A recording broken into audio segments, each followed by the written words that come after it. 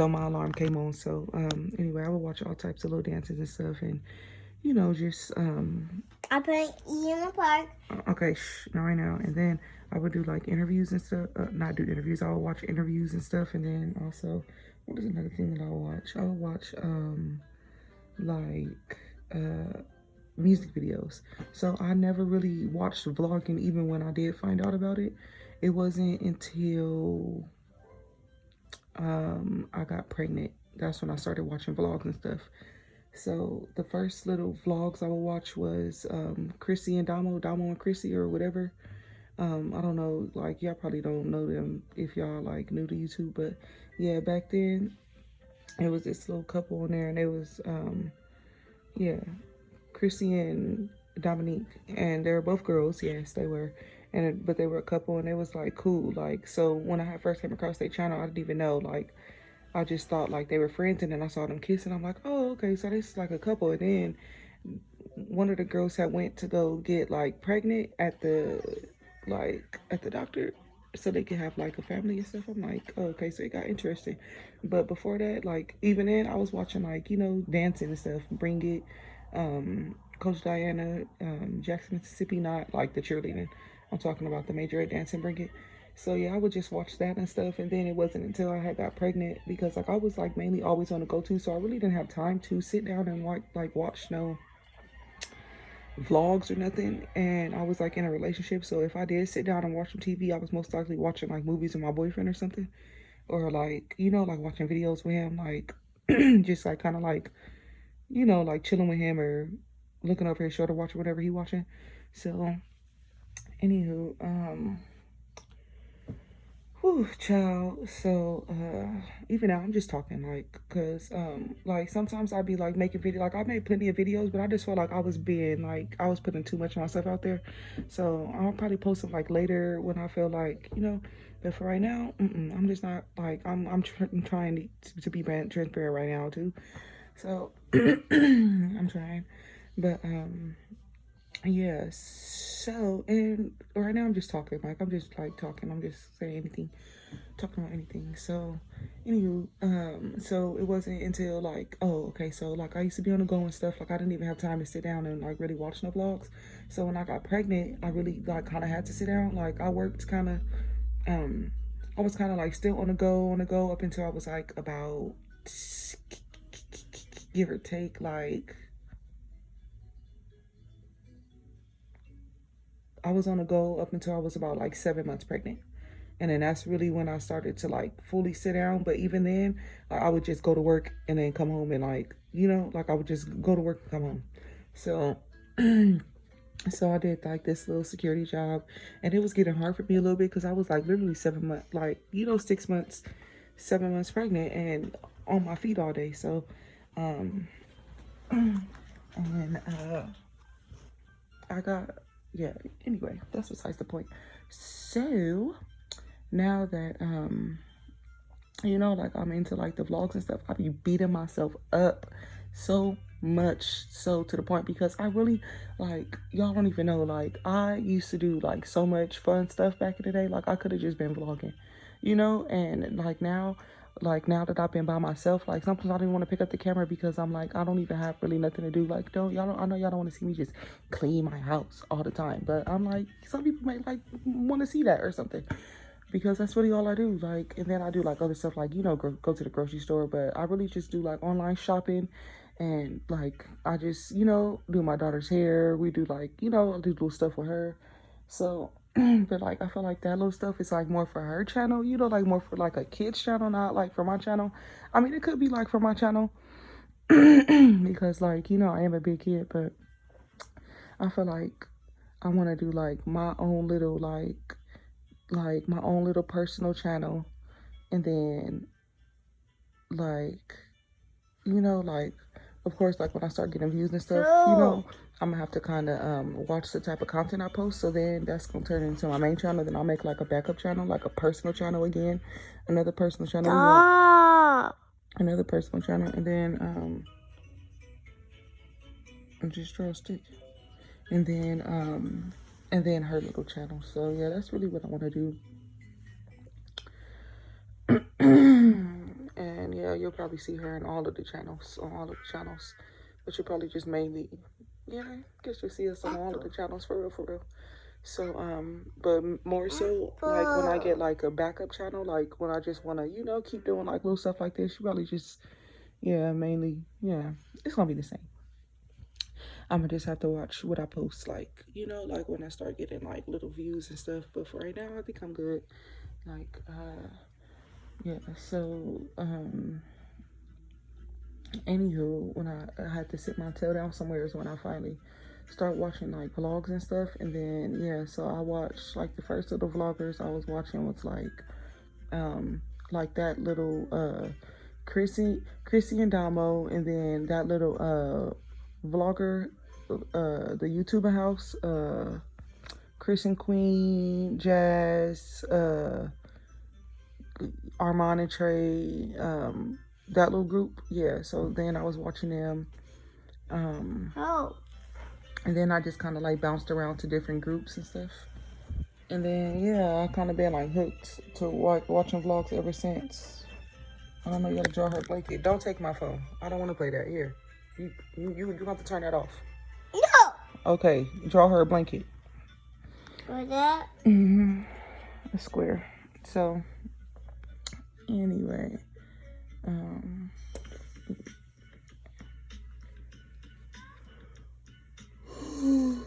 oh, good, tired. But cause I was gonna like close this. Yeah, I'm probably gonna close this vlog out tonight, and then I'll just like start another one, just like talking. But or I'll probably like put this in like, I don't know. I'ma just, yeah, I'll figure it out. I'll probably, okay, yeah, cause I gotta remember what I'm doing, like where the videos is going. Cause I can't just be making videos because they be all make stuff and then I'll be having to watch them all the way through and stuff. Not really for real, not watching all the way through. But yes, so I just, you know, like I'll be picking up the camera and you know, really be feeling like I don't have nothing to do, but I really do have something because I'm doing something every single day. So even if it's like, you know, just cleaning or something, or you know. So because for those of you who don't know, I am a stay-at-home mom. I do not work. So and Naomi is homeschooled, so she does not go to school. So, well, she goes to like school at home, but it's not like official yet. It's just like, you know, little stuff that I'm like teaching her and stuff. So I got to get her like enrolled into homeschool and stuff. But she broke her laptop, so that's just really what's been kind of like the deal with that. You know, because when I did have the laptop, when it wasn't broken, I didn't even do it. And then it was like another, like, it was just a number of things. Because I was trying to, no, girl, draw a balloon. What's missing? The balloon. Okay, so draw it. Okay, so, it was just like a number of things, like, yeah, I mean, I guess this could be like a growing pains because I am doing like a series, a growing pain series, because baby, it is not easy. It hurts so bad. But yeah, I just, can you go over there, mommy? I don't want to hear that song. Go lay down right there. No, I sit down right here. Okay, sit down right there. So, child, so like back around the time where I felt like I did want a job, which was like 5 months ago or something. I was like really looking for a job, really heavy. Probably not even that. I started looking for a job in like October, like November, like October. So that's really when I started looking for jobs and applying for jobs and like doing interviews and stuff. And I was gonna do like the life insurance stuff, but it just wasn't like what I had got it like, because I already got into life insurance before, so I'm kind of already familiar with the field. But like them, I felt like, you know, like it was just like some scamming or something. Like, not really scamming. Okay, so let me explain myself, because I don't feel like they're scammers, but I feel like the whole like setup was like kind of like weird. So basically, it wasn't even like an interview. It was like an orientation. So I'm like, okay, well, in the beginning, like, you know, because it's COVID and stuff, everything was done over Zoom. So it was just like, you know, I got on a Zoom call with somebody and he asked me a couple questions and he was okay. I'm gonna send you a link to another Zoom call for orientation or something like that. So when I got into the orientation, she just gave me the rundown of the company, and then she was basically saying like she gave me like a list of things that I have to sell, basically, and off those list of things, I get a percentage off those things. So basically, it was like I'm selling stuff for her and I get a percentage of what I sell or something like that. So it was commission only. I'm like, oh no, like I need a base pay. Like that's not gonna work. Like, you feel me? No. So she was basically saying like it was cool though. Like if you, um, so let's say I was trying to sell um, like a certain type of detector, like a fire detector or a monoxide detector or you know, like something for hazardous toxins or something. So let's say I was trying to sell one of those and that sold for $60. So she's okay.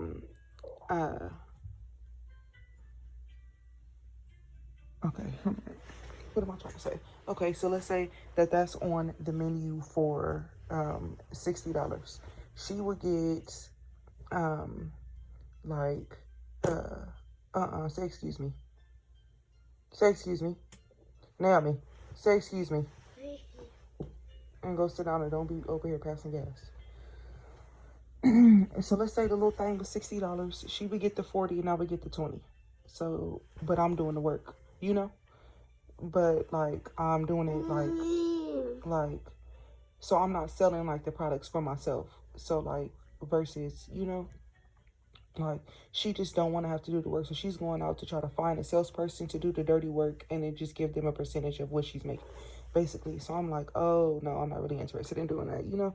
And I didn't really tell her that. I just didn't even respond back because I feel like that's something that you should tell somebody up front. Like, you don't just like, oh, like throw that in at the end of the orientation and like, you know, like, okay, so like, is it something that you want to do, like on a scale from, you know? And then so she was like, on a scale from, you know, 1 to 10, you know, how well do you, you know?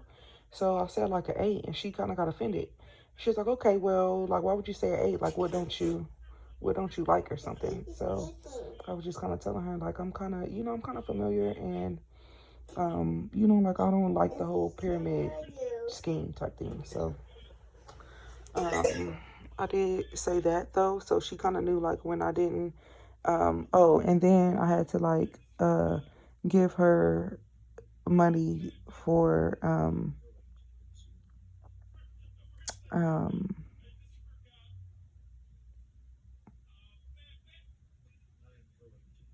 for like the license and stuff like that day. So I'm like, oh, okay, yeah, I'm looking for a job. I'm not coming to your job to try to pay nobody. Like, what are you talking about? So that just was a no go, and that's like the only job that hit me back. And it was like another job, other jobs that did hit me back, but I didn't like go through to like the next phase of the interview process, because you know people like, and what I didn't realize is you know, like people that are applying to these jobs have experience in these jobs, and I really don't have experience in no jobs. Uh, um, Not in no jobs, in the jobs that I was applying for. So I know I can go and get hired as a security guard tomorrow if I wanted to, but I don't want to do security. Like that's not really something I want to do, especially not out here, you know, Las Vegas, baby. No. Mm-mm. Um, and it's just like another thing when they be like, that's a whole nother ball game. Just, you know, living out here, like the reason why, not really the reason why I'm like out here, but like I'm out here because like, you know, like I'm in my wilderness season. I was at least, but you know, I'm coming out of my wilderness season, but I was in the wilderness and God had to isolate me because I was in a very bad toxic situation that I had to get out of, or I was either gonna die or I was gonna be in jail because like it was bad, like it was bad, like it was bad, like CPS got involved in everything. So And you know, like once they got involved, oh, I was out of there. Could nobody pay me $1,000,000 to stay with Garrett? Period. Yeah, I didn't even put on mentioning his name, but yeah, that's what I'm talking about. So I was like in that situation for about 7 years. I wasn't in a toxic situation for 7 years. I was in a toxic situation for about 3 of those years. But and then the rest was just like young, dumb puppy love, like just, you know, like arguing every day because we around each other too much, and then we don't not want to be around each other, so we just rather argue every day versus then, you know, versus growing and realizing like, okay, something is like unhealthy here. And you know, and like like it's especially hard with two clingy people. Like we were both clingy, like we both wanted to be around each other all the time, so it was like one of those things. And then it was one of those things also, like, you know, like it's just a lot of like jealousy and stuff, like you know, in our relationship, like how can I say this? Because like it's not like we was like two women living up in the house or nothing, but like that's what it kind of felt like at some point. Because like I was like really felt like I was competing with my boyfriend, but it felt like I was competing with a girl. Like it was just, it was sick. I had to get out of there. So like ever, if ever, because men should never be like into a, you know, into a conversation, you know. All right, what am I trying to say? Men should be like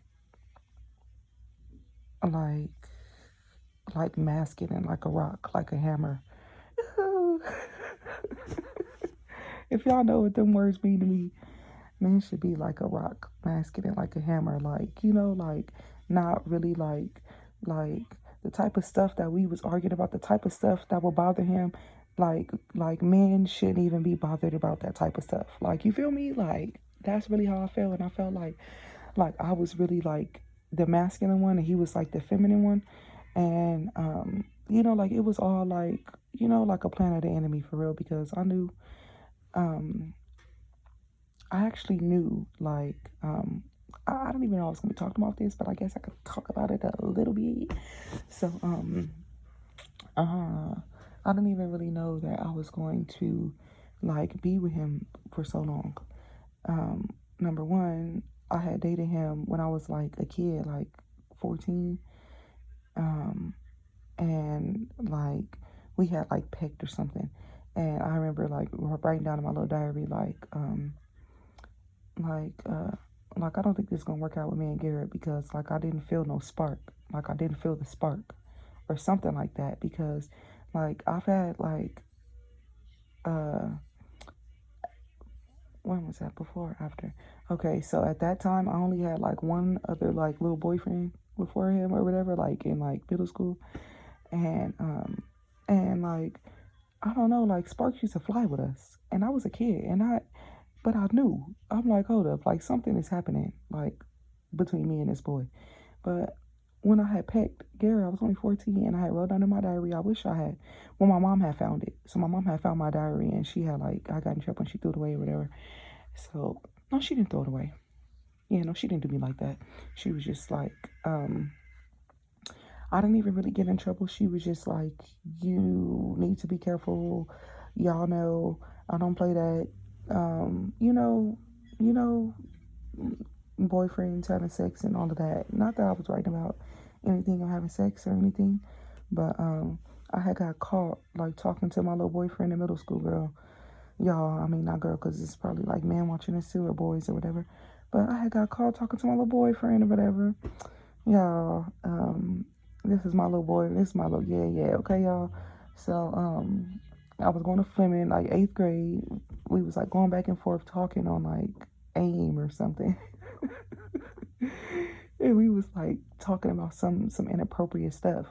And back in the day, on AIM, like if you pull up AIM on the laptop, I mean like on AIM, if you like pull up a conversation, you can like pull it up in a separate tab. So if you don't close out both of those tabs, like and it wasn't like like like how it like goes up to the top and you just got two tabs right next to each other, you know, kind of like in a tab bar. No, it's like a separate box pops up on the screen and you have to kind of like click on it to open it and minimize it to close it, and it like drops down to the bottom of the screen. So my dumb tail forgot. I signed off an AIM, thought I was doing something, signed off an AIM, closed out the tab, closed out the little window, cleared the little history and everything, and but never closed the message tab. I never closed the message tab, so it was just sitting down there the whole time. Y'all, my mama went through it, y'all. She sure did. I got my tail in trouble. I sure did. She didn't let me get on Uber for a long time. She took the laptop and everything. So you cannot be talking about phone sex. That's what I was talking about, phone sex, y'all. Y'all, I didn't even know what I was talking about, y'all. What I tell y'all, I was just just, you know, talking to this boy. We was both just talking about anything because we both didn't know nothing about nothing. Let me tell you. Okay? Let me tell you. Didn't know nothing about nothing, baby. And, yeah, my mama found it and I got caught. Told me about myself, and she took the little computer for like a week because I used to wake up. I used to be the first one up in the house every morning, bright and early, 5 a.m., 6 o'clock, and I used to go in there and get the laptop and put it on my bed and play my little music while I got, you know, together in the morning. Y'all, 12, 13 years old doing this. But that was just my thing. I would play my little music in the morning while I'm getting ready. So, so I was kind of bummed about that, and but I still have my little iPod or whatever. She didn't take the iPod. She did take that laptop though. She was, I don't know what you're doing on this laptop, but it ain't going down. You ain't have no type of nothing going on, nothing. Because my iPod didn't have no camera. At that time, like I had like the real old one, like it didn't have no camera in the front or the back, so I couldn't even really take pictures. Like I could just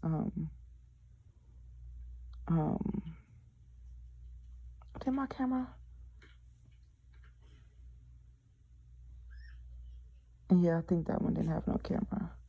It was just like regular. It was like the first generation or something.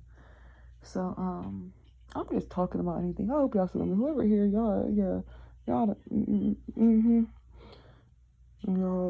y'all really, yeah, official members, because once like my channel like get a little bit more popular and stuff, I'm gonna probably like change the name back to my original name, and then my private channel is gonna be members only, because like, yeah, like really like the members only, like, yeah, like whoever is, you know, just care enough to come and see what I'm doing over there on my private channel. Like that's, you know, like if you don't, then yeah, you're welcome to watch the good content or whatever content I post on my main channel or whatever. But for right now, I'm just trying to get it figured out, because I'm just glad I didn't just jump into it and not know what I was doing and just, you know, fail. You know, not knowing what I was doing, because I probably would have had a channel and had a platform with no type of platform no more, because I probably would have ran it into the ground, not knowing what I was doing. So now I'm kind of like, you know, trying to take little tips from here and there, and you know, just make it work. And honestly, like I just didn't want to get on here and try to like be somebody that I'm not. Like, you know, like I feel like when I pick up the camera, I be trying to like put on a front, and I don't even want to post that. Let me see.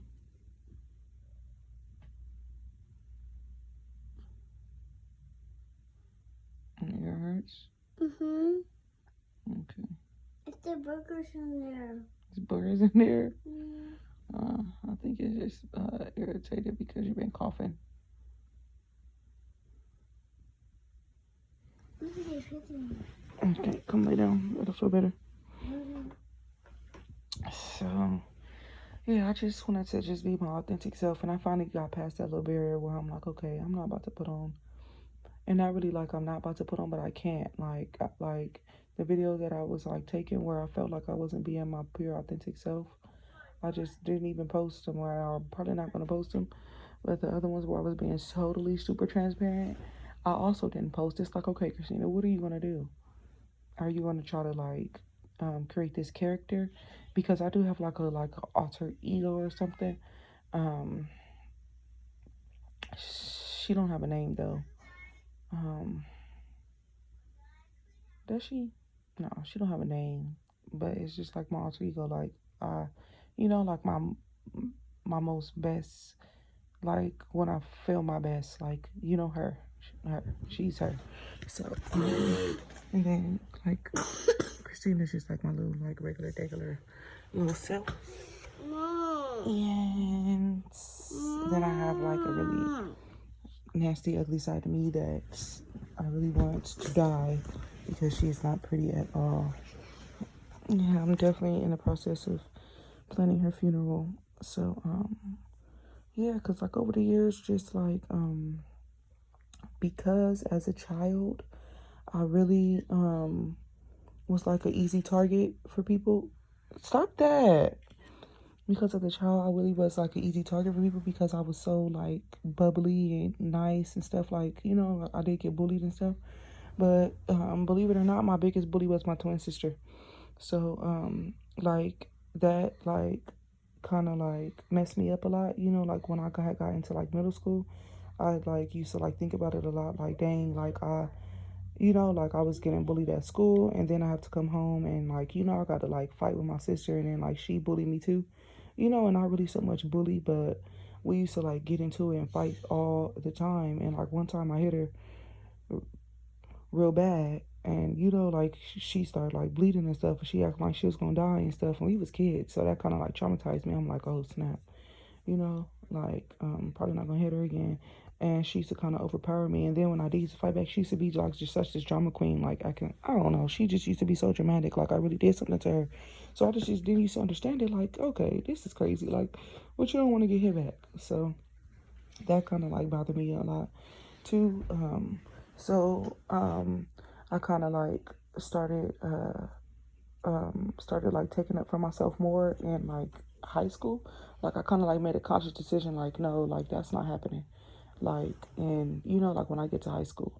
So I remember my first little time, I had like called myself standing up for myself. I used to wear like fake hair because I was like kind of like bald head and stuff. Cause like my mama didn't really like keep up with our hair and stuff.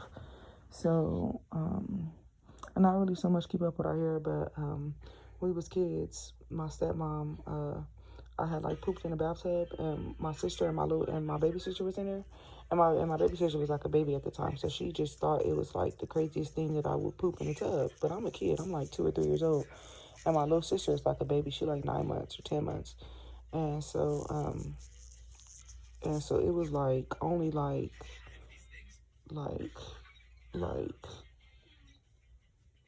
like 6 inches, 10 inches worth of water, and there wasn't even a lot of water. Probably not even that, like 4 inches worth of water. Like, yeah, like 6 inches worth of water. It was like real low. So right when she came in, she seen it. And she snatched all of us out the tub, and she set me down on the counter. And yeah, I got in trouble. She cut my hair off with the scissors. So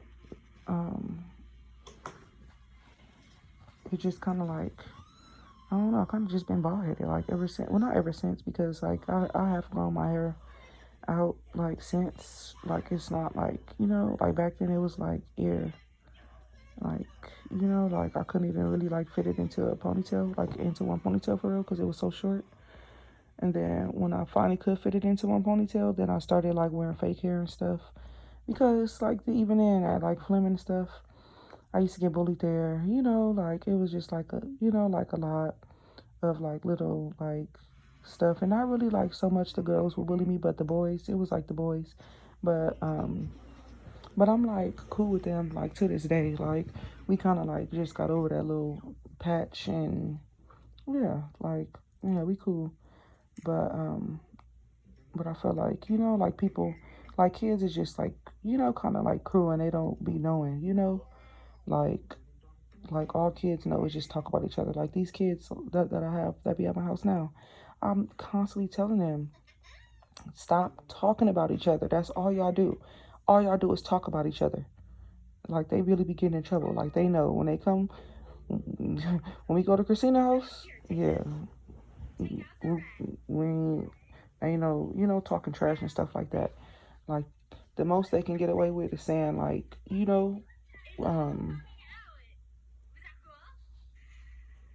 like, I don't know, like, really not much, because, like, they be, like, trying to, like, slide in little cuss words and stuff, and I be getting on them.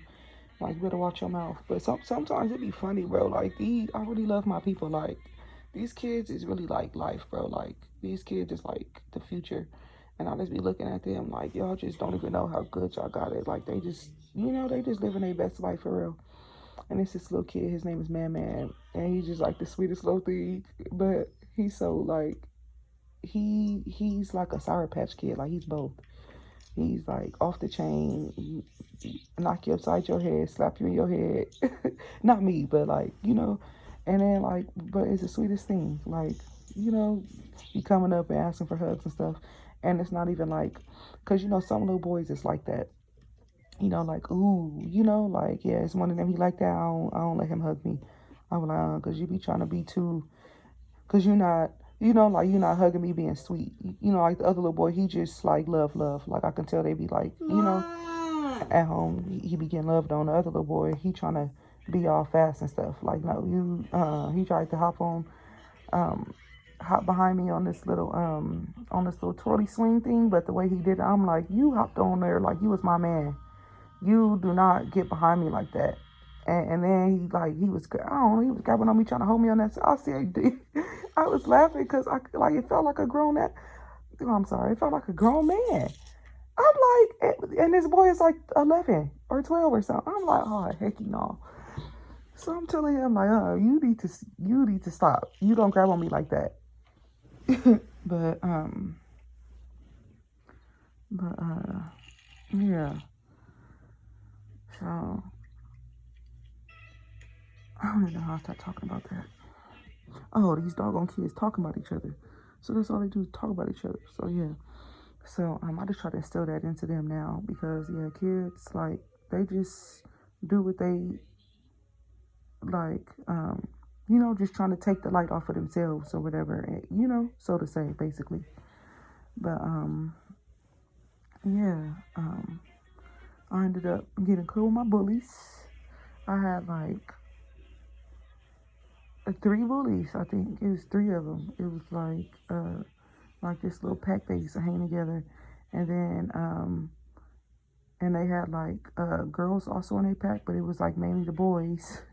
And I ended up getting cool with one of the girls in the pack, and then she had brought me to one of the other girls in the pack. So then I was kind of cool with both of those girls. And then once, of course, the boys saw, oh, she's cool with them. So then it kind of like, that's kind of how that happened. And then I started having class with them. It was just like, oh my gosh. So we was kind of like, all just, it was cool. So, yeah, like I was cool with the popular kids. I was just bald-headed. So yeah, they used to talk about my hair. They used to call me Gumdrop because my last name is Gums. So they used to call me Gumdrop. Y'all go ahead and laugh because it is funny, baby. But so moving on from there, that kind of like, like that was kind of like where I said, like I'm not about to go into high school and I'm getting bullied at home. Like, so I'm like, okay, I gotta go home and deal with Kiara. At school, I ain't taking it from nobody. So I got into my first little altercation with a boy, of course. It was with a boy, and it was crazy. And then after that, like nobody really messed with me, of course. And then I went to another school, got into another first altercation with a boy, like another boy, and it wasn't like, oh, like, we kind of just arguing, going back and forth on social media. No, we're in the middle. The whole school is surrounding us. We're arguing. People holding us back. The principals is coming out. They pulling us across the different sides of the school. We got to go to the principal's office and give statements to the school police and all of that. Like, it was like really like that. Like we both worried, like, okay, we gonna be able to do our sports and stuff, like it was like kind of like that, like, okay, like we really got into it. So and really I was calling myself, anyway, it don't even matter, y'all, it don't even matter. I just call myself just like anyway, moving on, guys, moving on. Not important, guys. So,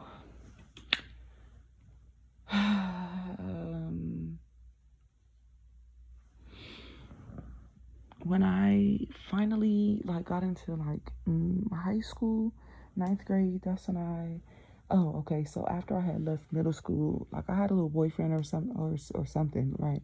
I had a little boyfriend or something, but we ended up going to different high schools, so we kind of like just fell off. We would still like keep in touch with each other, but we kind of just, went our separate ways. So, well, really, the homegirl hit me up and was like, girl, you need to break up with him because he cheating on you. And I'm like, oh, okay, thanks. Thank you for that. So, crazy part is I ended up losing my virginity to this boy. So it was just crazy. Like, still, still had ended up staying in touch with him and just talking over the years and stuff. So, anywho, after my first little boyfriend or something, and that wasn't really my first boyfriend because I did have like a little boyfriend in sixth grade, but like, so yeah, my little boyfriend in sixth grade, I went to Curtis Middle School. That was my first ever boyfriend I ever had. I was like 10 or 11 years old, probably like 11. That was my first boyfriend I ever had. And then, really, if you want to be technical, my first boyfriend I ever had was in fifth grade. His name is, girl, turn that mess off. Turn that mess off. Go to sleep. Lay down and go to sleep. Time to go night night. Lay down and go night night. So, it wasn't like a boyfriend. Like, girl, be quiet. Be quiet. I want to cry. No. Sorry, y'all. So, yeah, like we just used to like say like we was boyfriend and girlfriend because we was holding hands and giving each other hugs every day. Child. Yeah. So yeah, that was like my first little what I would consider a boyfriend. And then after that it was in sixth grade, and after that it was in eighth grade, and then ninth grade. I was just moving too fast. Boy, let me tell you. So once I got into ninth grade, I had met this boy, which I spent most of my anyway, let me just get into it. I might as well just give y'all the little backstory real quick while I'm already on here. So this is gonna be like a long video. It's probably gonna be like not like an hour or something. Like an hour. I'm gonna try to chop it up and snip it up and dice it up, but I can't promise y'all. Y'all probably make a part 2. I mean, let's see if y'all even care. So yeah.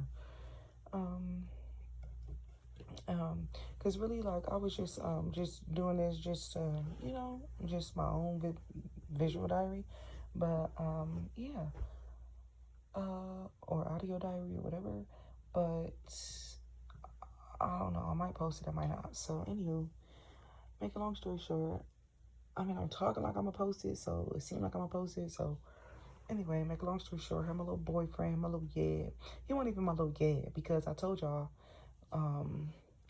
we had like did a little peck or something before, like after nutrition we was on our way to class. Like we call ourselves like trying to like kiss or something. Girl, I mean child. So and I didn't feel nothing. Like, and it was annoying, like it was annoying. Like I knew that I didn't feel anything. I said, well, there was nothing there. So after that, I was like kind of tripping on him because he was like doing this and that. And then he like wanted to like, mess with like, one of the older girls. Okay, so one of the older girls had found out that I was like dating Garrett, and then she was like, you dating Garrett? And girl, yeah, so it just went down like that. And then my homegirl, not gonna mention her name, but we actually both went to Narbonne and then both went to Carson at the same time. So yeah, y'all connect the dots. If y'all that nosy. Yeah. So my homegirl had told me, but this one we was at Narbonne, she was like, Garrett and I'm gonna call her I'm gonna call her Rabbit. So she called me like, yeah, Garrett and Rabbit was on the phone and last night, and I think like no. She said, Garrett and Rabbit was on the phone last night and he said that he don't go out with you or something like that. I said, oh, he did? I'm like, oh, okay. So, I should have known right there. I shouldn't have had nothing to do with this boy after that. Anyway, so, I think like the next week or something, he ended up breaking up with me or something, like, this is not gonna work out or something because, you keep tripping about me smoking or something like that, smoking weed or something like that, y'all. I'm like, oh, okay, because it made sense. I'm like, oh, okay, but I still knew that he was on the phone with Rabbit, so I'm like, okay, and it didn't even faze me. I just went on about my merry business, went on my merry way, and I ended up getting a new boyfriend. So this boyfriend was like older. I was in 9th grade. He was in 11th grade. So yeah, this boyfriend of mine, his name was Marcel. So yeah, I can mention their names because like, who cares?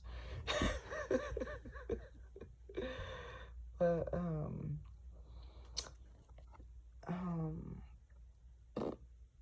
so I ended up getting a new boyfriend. Now, how this even happened?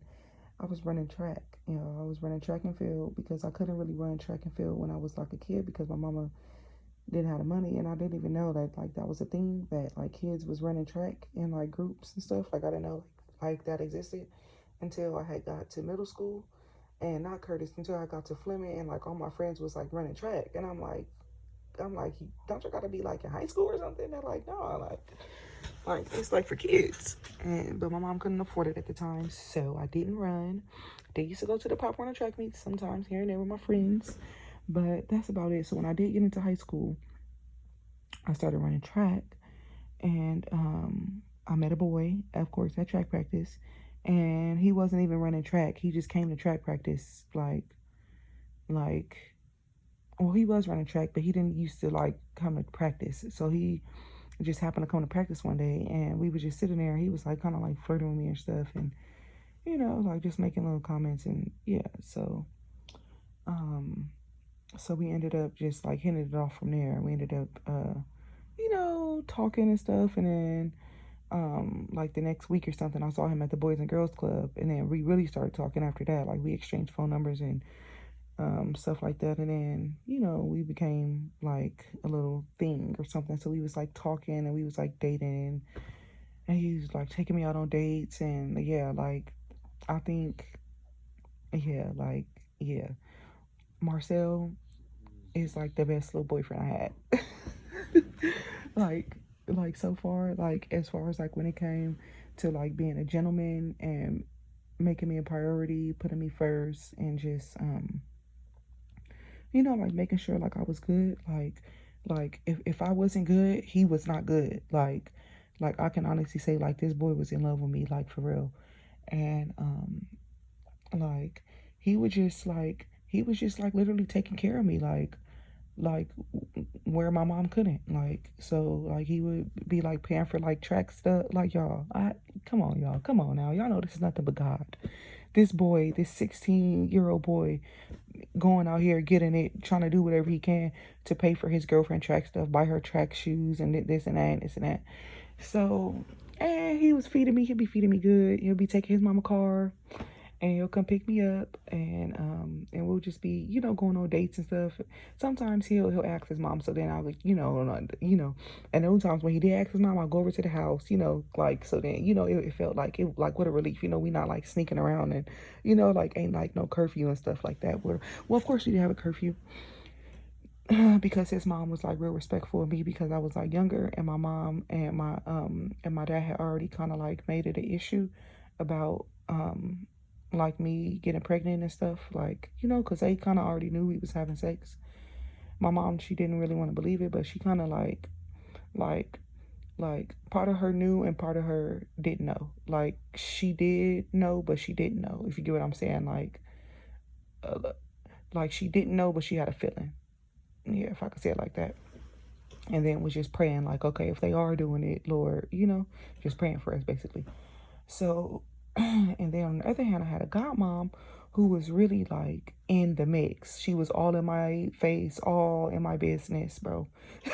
When I tell y'all, like, like, that's one lady, she was real lean with us, but the only reason why she was laying with us is because she was all in our face and all in our business. Like, we just kept it 100 with her, and she felt like she can, you know, like, okay, like, they telling me the truth. Like, what can I do? You know, like, I'm gonna just, you know, like, show y'all the ropes, basically. So she milked the game for herself, and then she taught it to us, basically. So teaching us the game here and there.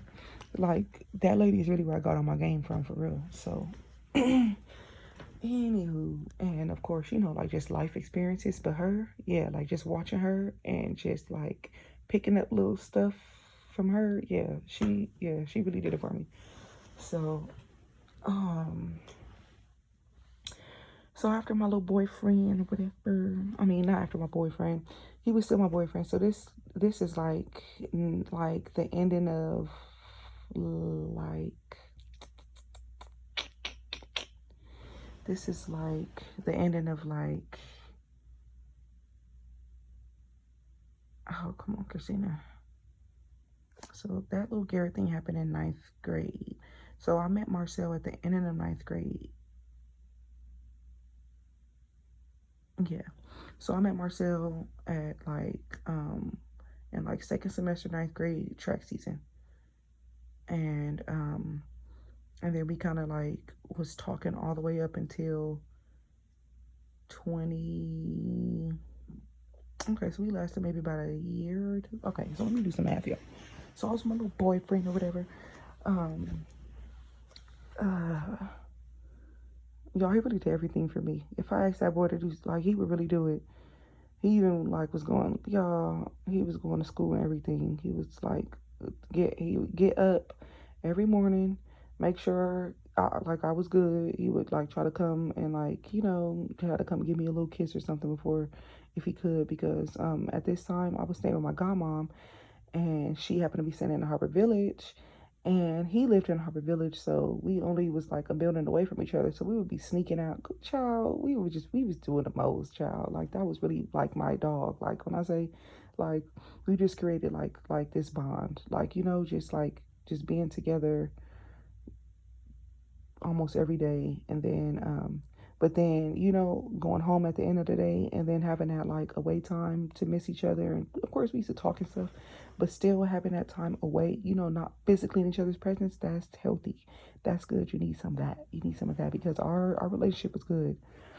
But I wasn't really big on like sex per se until like kind of like the end of our relationship.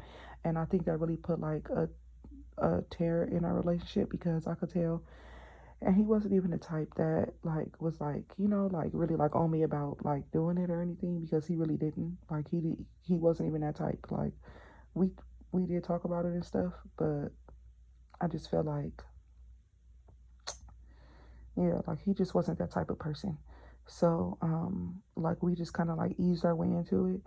But I feel like because I was like a little younger, maybe, I don't know, like, I don't know, make a long story short, he cheated on me, y'all. He cheated on me, y'all. So like, you know, like, I was kind of like a kid. I couldn't really, you know, like, I can't come out the house, you know, whenever I want to and stuff. So he was like living in Long Beach for like a couple months, living at his aunt's or something like that. Or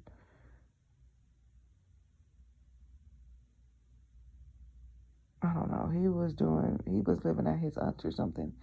So wow, okay, I just thought about something. So he was staying at his aunt's or something, and then he had got all of his stuff stolen at the basketball park or something, hooping. He was at the park playing basketball. I'm sorry, y'all. I am so sorry. I know y'all like, what is going on? I'm trying to talk and think and comprehend all at one time. So, okay, let me stop thinking. So, yeah, I went to the park to hoop, got his stuff stolen, and he had uh like came home and told me like, oh, well, somebody like snatched my stuff while I was hooping and this and that. And y'all know baby kids. Um oh, rest in peace, Skeezy. So he came home, he told me about it, and then he was okay, I'm about to knock out and stuff. You know, like he was just like sad or whatever. So I'm like, okay. And then he had hit up this girl or something, like he had hit this girl. So at this time, because like I told you, I was staying at at my godmom's in the Harbor City Village. So I was in Harbor Village, and he had went to go stay at his aunt's in Long Beach for a minute. So he had went there, and yeah. So then, yeah. So in order for me to be back closer to him, I went back home to my parents.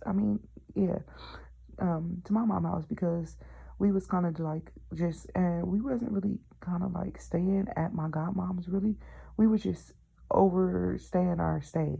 Like we would spend the night and just keep spending the night, keep spending the night, keep spending the night. And she kind of got used to us being there, because then she like, okay, well, when they leave, it's like kind of like boring. So she like, okay, when y'all coming back? So it kind of just turned into that type of thing, to where, and then it was like, okay, while we was there, my mama, we putting groceries in the house, so that was helping her too. So she's just like, like y'all being here is helping me, because we would clean up every single day, and my mom was putting groceries in the house, and we was keeping her company. We wasn't just like no kids just in the house. We was like really like, like her daughters and her like she was confiding in us for real. Like we would be talking and kikiing and rolling and like, yeah. So so after that little shebang, I found out that he had cheated or whatever, and but I didn't find out until like months and months and months later. So we had been dating for like maybe like February, March, April, May, June, July, August, September, October, November. We was dating for 9 months, and then he asked me to be his girlfriend. So we was dating for a long time before he even asked me out.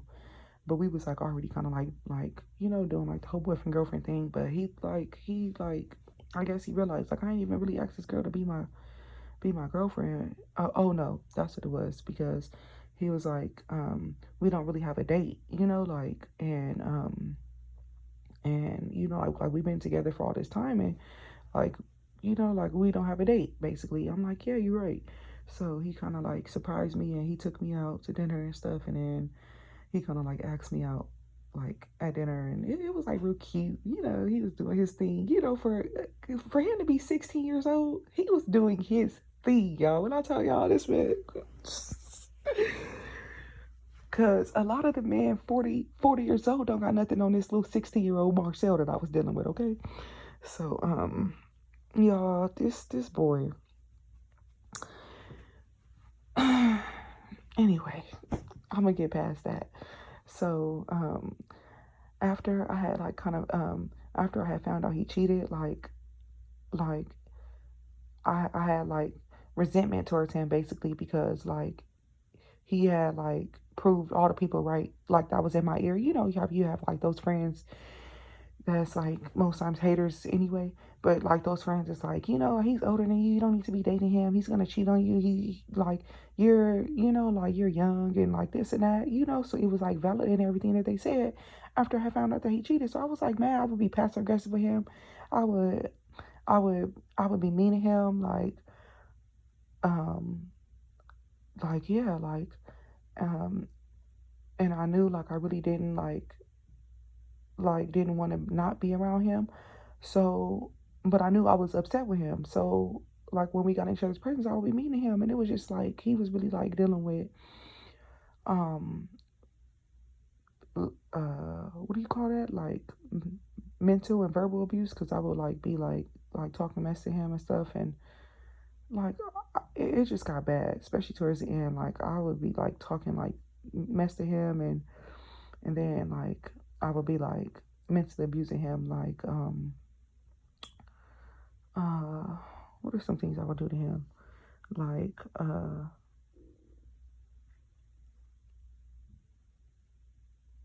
I can't really think of nothing right now. I mean, it wasn't like so crazy, but I would be like no, that don't even apply. So, anywho, moving on. So, I would be like, doing that and doing that. And it finally got to the point where, um, because if a man like allows you to do that, then it's kind of like, like you lose respect for them. So, even though like he cheated and he was kind of like, in a doghouse, I shouldn't have treated him like that. But because I was treating him like that, he should have just left. But because he didn't leave, he just kind of like took the treatment because he felt like he kind of deserved it. Um, he kind of just like stayed and like was just putting up with my foul attitude, my shitty mouth. I would be talking crap to him. I would be like blowing him off, like standing him up, like not showing up, like telling him like he can't come with me, like because he would be like wanting to come with me to like parties and stuff or like like little get-togethers, and I'd be like, no, like I don't know, like I'm going with my friends and stuff. And it was like one of like those little things. So and then it got to a point where like he just started like popping up, like so he would just like show up wherever I was at. So and it wasn't on like no crazy like, oh, he's showing up and we arguing. He would just like he would just pop up and he would just sit in like the parking lot, or he'll just wait for me to be finished and like he'll just be sitting at the front when I'm done or something like that. It was like those type of things. So and then but like y'all, I freaking lied to him, right? Lied to him, went to a party, got stranded at the party, y'all. Our ride didn't come. We didn't have a ride back. So I had to call my boyfriend. I done lied to him, told him I was going to sleep. He wondering, why is she calling me at 3 o'clock in the morning? I had to call him, tell him I lied. I'm at a party and I'm stranded. We don't have a ride home. So let me tell y'all, this man got up, stole his mama car, came to pick up me and my friends, dropped everybody off at home, didn't ask for no gas money, y'all. Y'all. Oh my gosh. Now I'm thinking about it, like, this is crazy. So, like, he was really, like, there for me. Like, he was really there, but like I said, after, like, that whole cheating incident and then validating what all of my friends were saying, and then the whole not really, like, leaving after I was like being disrespectful to him, even though he did cheat, because I would have probably respected him a lot more, even though he did cheat, like then I probably would have been like, okay, hold up, like, okay, nigga, where is you going, like, like okay, like I'm making, okay, I'm gonna pipe it down. But because he didn't really, like as a man, you have to stand your ground. It's a must. You have to, no matter how hard it is. I'm not talking about being ugly and rude, putting your hands on folks and doing that. But no matter, like, oh, this is my baby, like, oh no, no matter how deep y'all ain't, like, you have to stand your ground as a man, period. And I felt like that, like by the time I started cheating, like it was already too late. It had already got to the point where I was like stepping out of the relationship and stuff.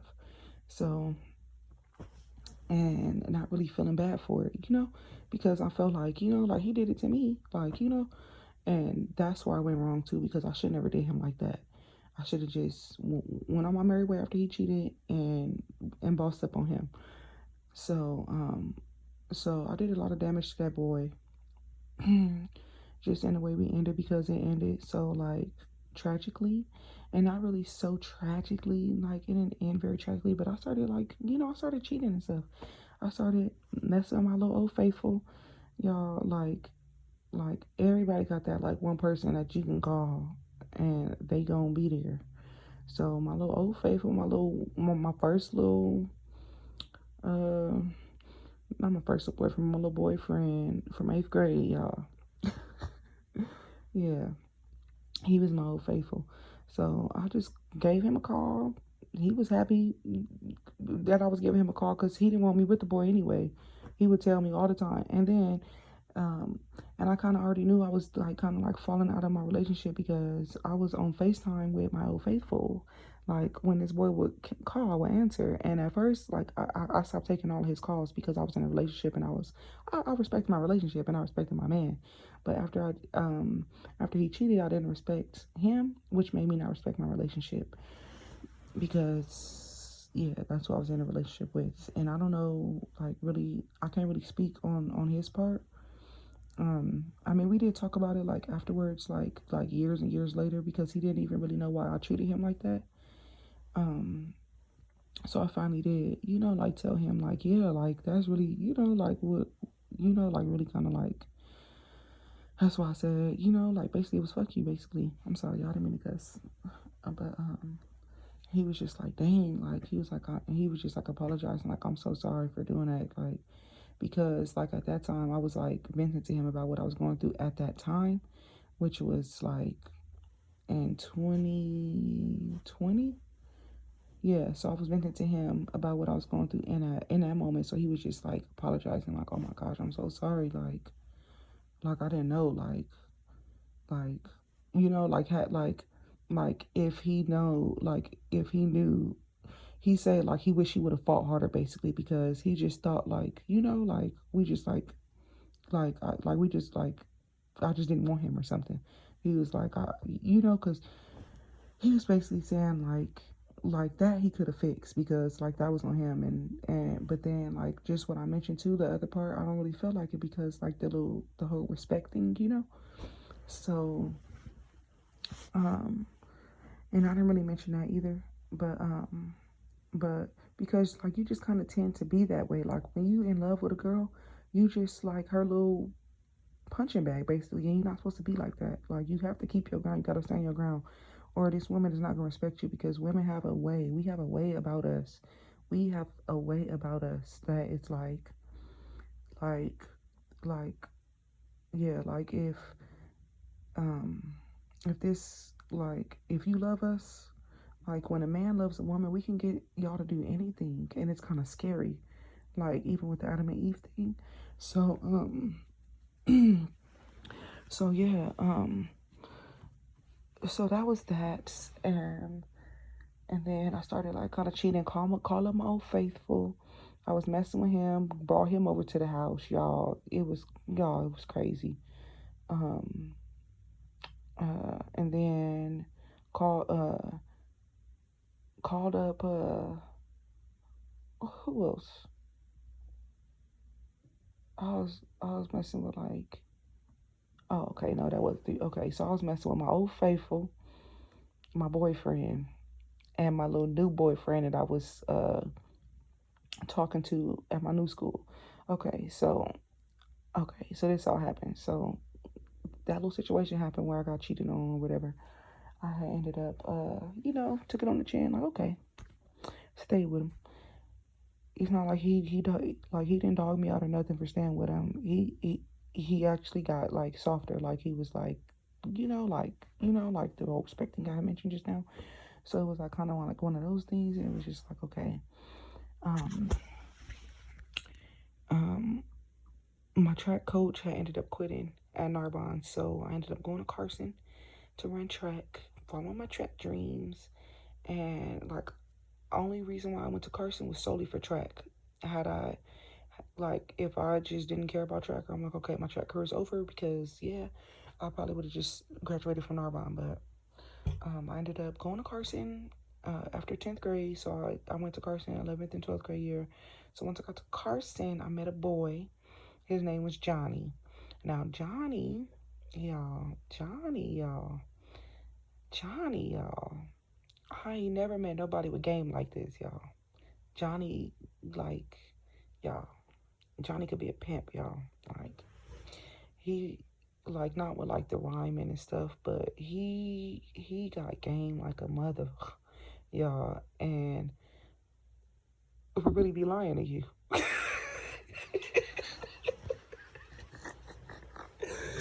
So anyway, make a long story short, you guys, I was kind of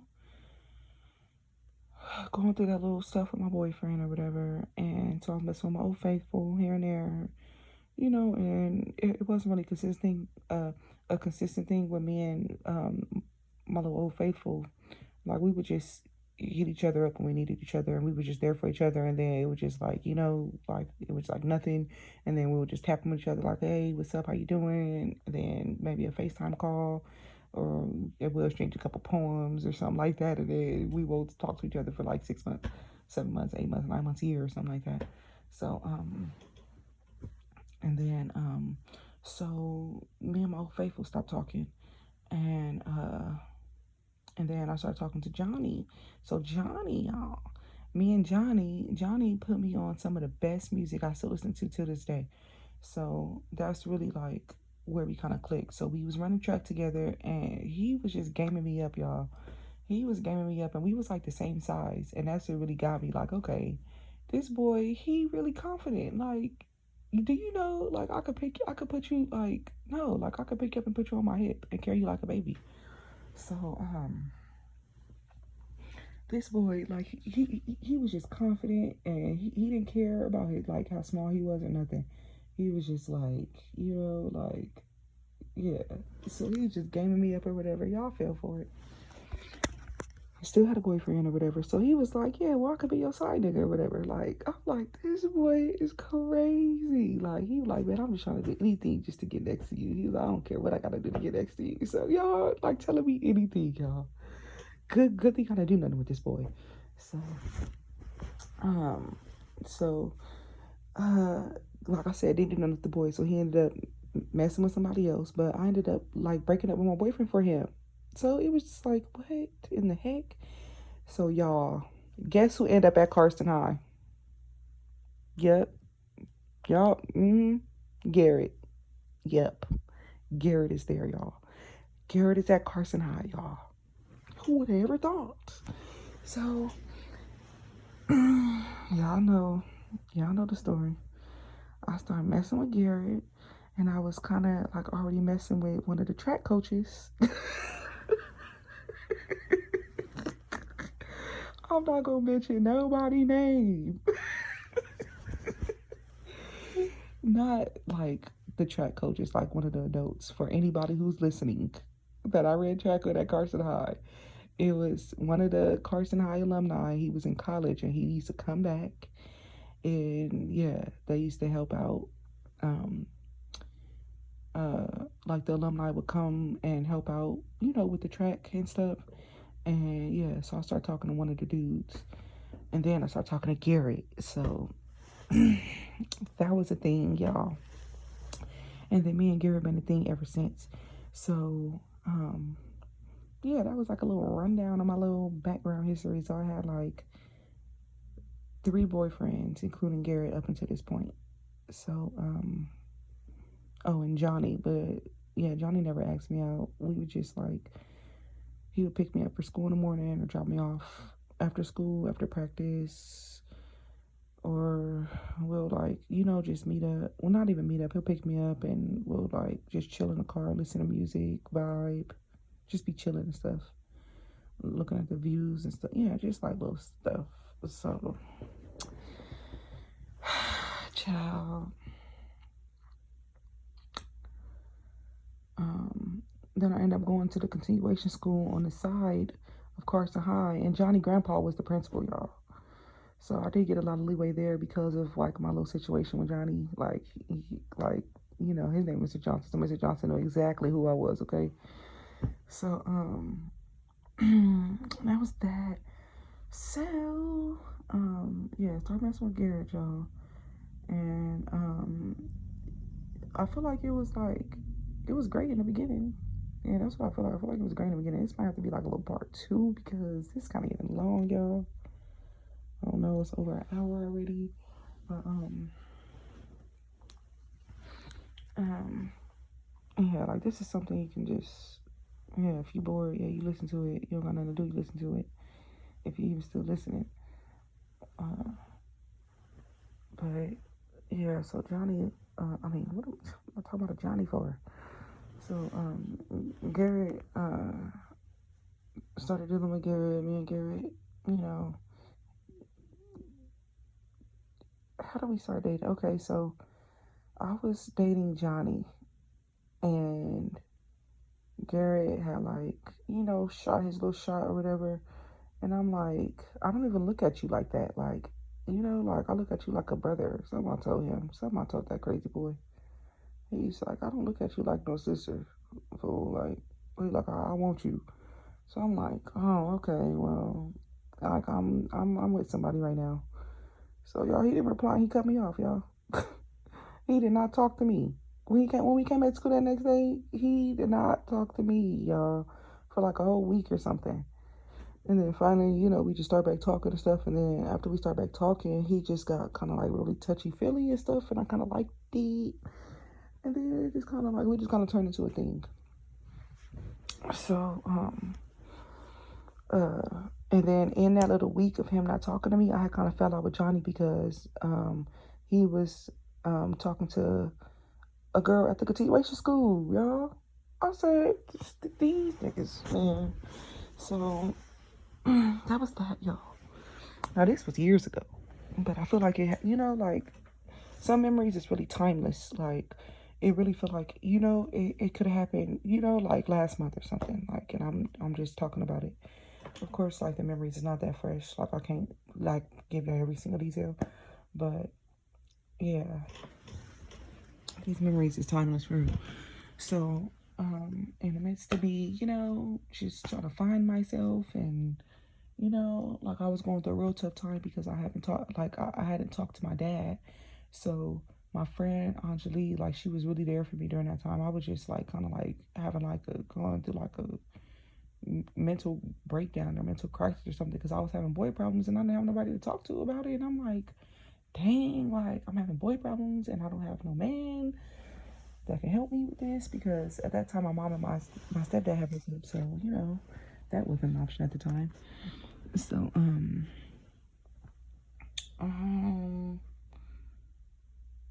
so yeah, so yeah, I was just dating Garrett and stuff, and then I started spending a lot of time with his family. So I spent so much time with his family that like they kind of like started to become my family and stuff. But like through those years, like just that whole situation, I don't even care about it, and I hate to be like that, but like that situation, I I wasted so much time in that situation that I just like I don't even care to talk about it. So like I'm already getting hot talking about it, y'all, because like that situation, had I known what I know now, I would have never done it. Like people be saying like, oh yes, had I known what I know now, it was worth it. I probably would have done it 10 times over. Oh no, yeah, like how we talk about having our children. Yeah, I would do my pregnancy 10 times over. No, this relationship, I wish I didn't even do it once, y'all. Oh my gosh, it was terrible. So let me tell y'all about it. Y'all get y'all popcorn. I know it took me a minute to get here, but I just want to give y'all a little rundown. Now watch my storage say we don't have enough space, and I'm gonna have to record on Naomi phone. And I'm not even going to want to talk about it no more. So then it's going to be like a later video. Anyway, so let me just hurry up and try to get it off here in this little 1 more hour I think I got left in my storage. So, yeah, okay. Woosah. I'm going there, God. I'm going there. Have mercy on me, God. So, I got into a relationship with my boyfriend. I got into a relationship with this boy. And I just didn't expect it. I didn't expect it. I didn't expect none of what I was going through, okay? So first off, let's start here. Okay, so I was messing with Garrett already when I was like, okay, so during that time at the end of me and Marcel's relationship, like, yeah, like the best boyfriend I had, I told y'all, him. Yeah. After me and Marcel's relationship, I mean, at the end of that relationship, I was still messing with Marcel. I was messing with Garrett.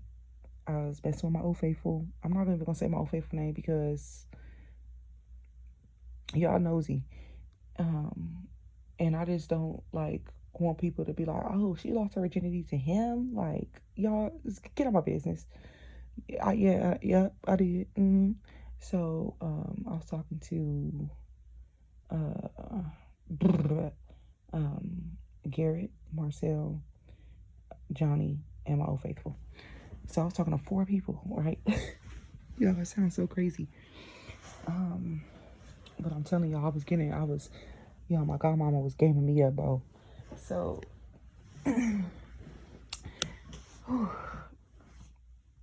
so I lied to my boyfriend, which was Marcel at the time, to go over here and chill with Garrett, who wasn't my boyfriend at the time, who I was just talking to at the time, but like things was getting serious, and I didn't mention that I was still talking to, like I was still in a relationship basically. So he probably don't know that till this day, y'all.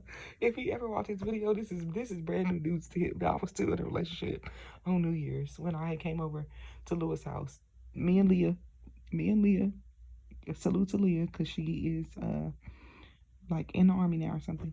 But yes, y'all, me and Leah went over to go chill with my little side piece or whatever. We was really supposed to be with my homegirl Monica over there at her auntie house. She took one for the team. She stayed at her auntie house just in case, like we got in trouble or anything. And then, and she lied to my boyfriend. Y'all, like Monica really, she took 2 for the team.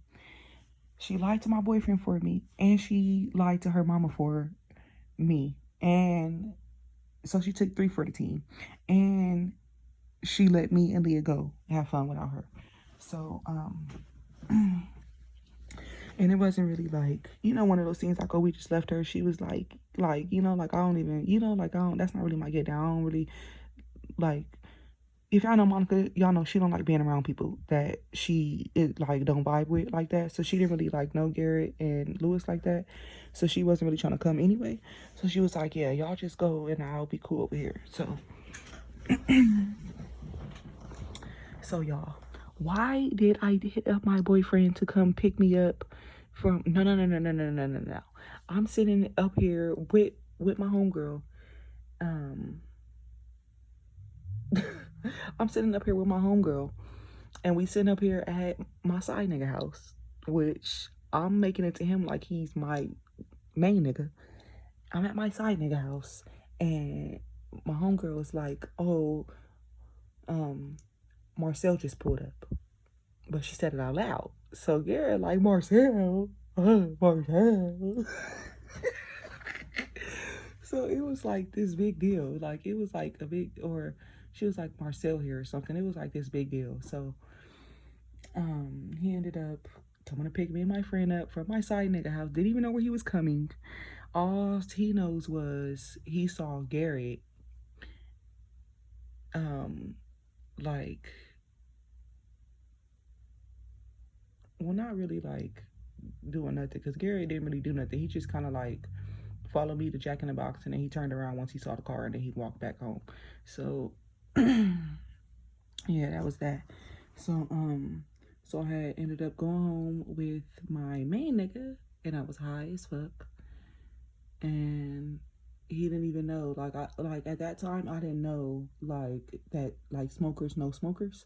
So, and my boyfriend at that time, like he used to smoke weed and stuff. So I didn't smoke weed. Like that was one of my first ever time smoking weed. So it was like, like, yeah. So so I was faded. I fell asleep, and he drove me around like all night because he just couldn't believe it. Basically, like, he like, did I really just pick this girl up from this nigga house, or not from this nigga house, but from with this nigga, and she faded? Like, y'all, I had me like a little shot. It probably didn't make me drunk or nothing, but that weed definitely had a nigga zooted.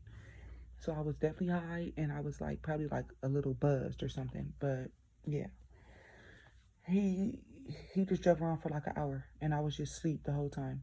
I was just asleep, and he took pictures of me and videos of me with my mouth open in his passenger seat. And he just drove around. He was just like mad, I guess. I don't know. He just drove around. Like, I'm just like, oh my gosh. So then finally he took me back home, and I got in trouble because I wasn't supposed to leave back out after I went back home to Monica's house. So yeah. Anywho.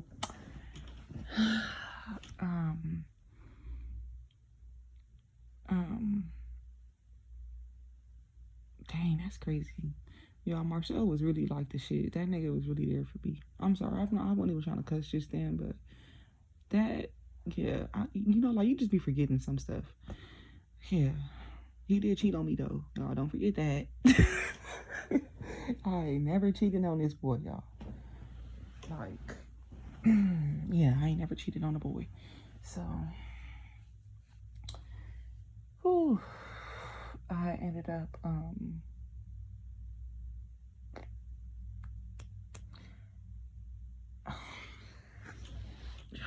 I can't believe this, y'all. I was messing with Garrett, y'all. This nigga didn't even have a car.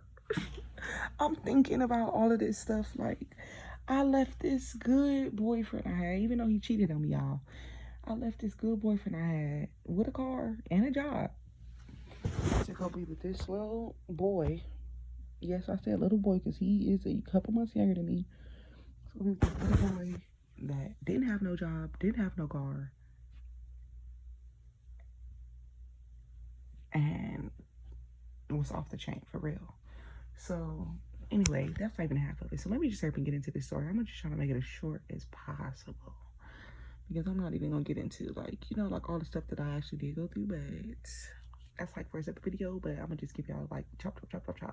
Cause yeah, I was gonna get into it, but I'm not, cause I don't feel like it. So I was with this boy. Bam, the end. I'm just kidding. So I'm with this boy. I'm spending like a lot of time with his family. End up moving in with his mama. And then like we had like took like a break or something, and then we had got back together. Okay, so I didn't really move in with his mom at that time, so I would just be going over her house and spending the night, you know. And then I ended up with kind of just like doing my own thing, because at this time I was like 18, and I had like left home at 18. It sounds crazy because I think back like I was literally a kid, but left home at 18, never been back, y'all. I literally left my house. I left home at 17 and never been back, because I wasn't like I was 17 turning 18. Like, I spent my 18th birthday in my boyfriend mama house, y'all. And I'm just thinking, had I stayed with Marcel, we probably would have got an apartment and everything. But that's besides the point. I'm just saying, y'all. I don't know. That's messed up. But I'm not going to disregard my feelings, because I was really hurt by that too, you know. The whole little cheating thing. So that's really why, like, you know, I even, you know, left in the first place, because I probably would have, you know, stayed, you know, through anything. Like, as long as he didn't cheat on me, I would have stayed no matter what. I would have been there. We would have been together forever, because he was such a good man. Like, as a boy, though. So, and he didn't really have, like, no dad in his life. It was just natural. Like, it's just natural to him. Like, y'all know, like those men that are just, like, natural, like, he's just naturally a provider. Like, I just linked up with him not too long ago, like a year or two ago. And, you know, like, everybody be going through their little times and stuff. So he kind of was, like, down bad a little bit. And he took me out on a date. Took me out on a damn date, y'all. Took me out on a date. And went to go, yeah, I forgot about that. You better go with your bad self, Martel. Yeah, you know, he took me out on a date. And then, and what am I trying to say? What in the world am I trying to say? Oh, and then, like, he didn't, like, have, like, he didn't have, like, the money to, like, pay, Not on our date. Oh, Lord, no.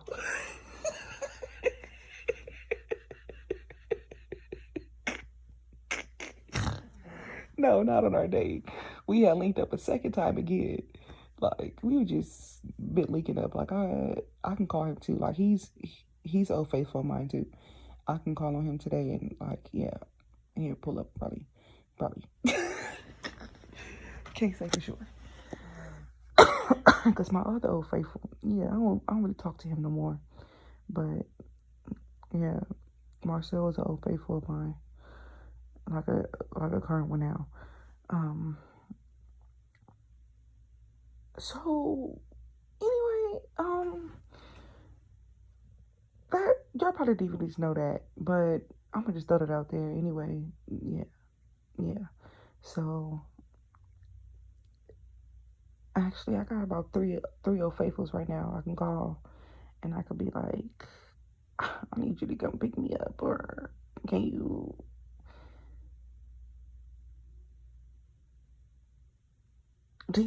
I don't know, something. No, I think it's only Marcel. Like, I can hit Marcel up and I can ask him for some money and he's gonna figure out a way to get it to me. He probably gonna want it back because I ain't his girlfriend, but he gonna figure out a way to get it to me.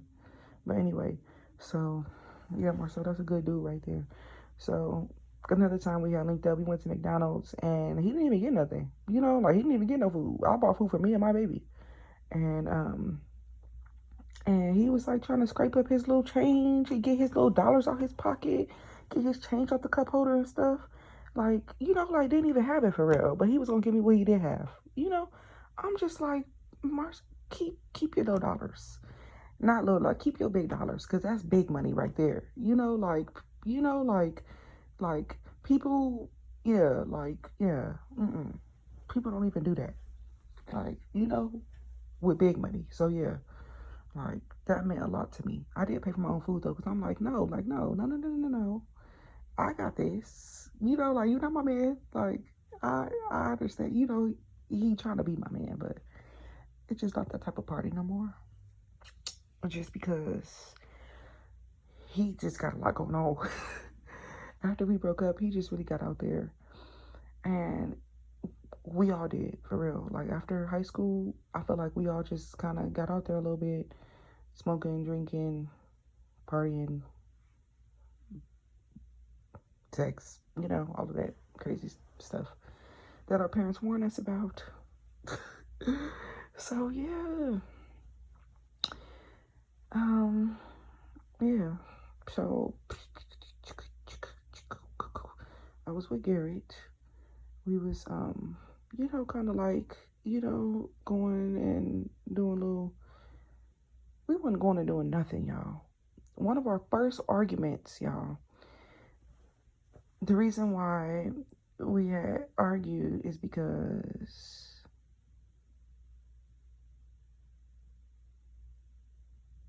oh wow. Okay, so the reason why we had argued is because I felt like he, like, like, when you come out of a relationship with a man that's like you his priority, and you go into another relationship and you are not really his priority, it's a shift, But I wanted a bad boy, guys. I wanted a bad boy. I didn't want a good boy. Y'all, this is sick. So I was mad because I'm like, you don't be asking me, like, do I want my nails done or nothing? Y'all spoiled as hell. I'm a kid. He's a kid. I wasn't realizing. He like, man, your boyfriend was a grown man. Like he just saying all of this stuff. Cause like, at that point, 11. At that time, like, my boyfriend was like 19 years old or something. I was like 16, 17, 18, 19. I was probably like 16. He was probably like 18, 19, something like that. Yeah, it was like 19. Yeah, something like that, guys. So,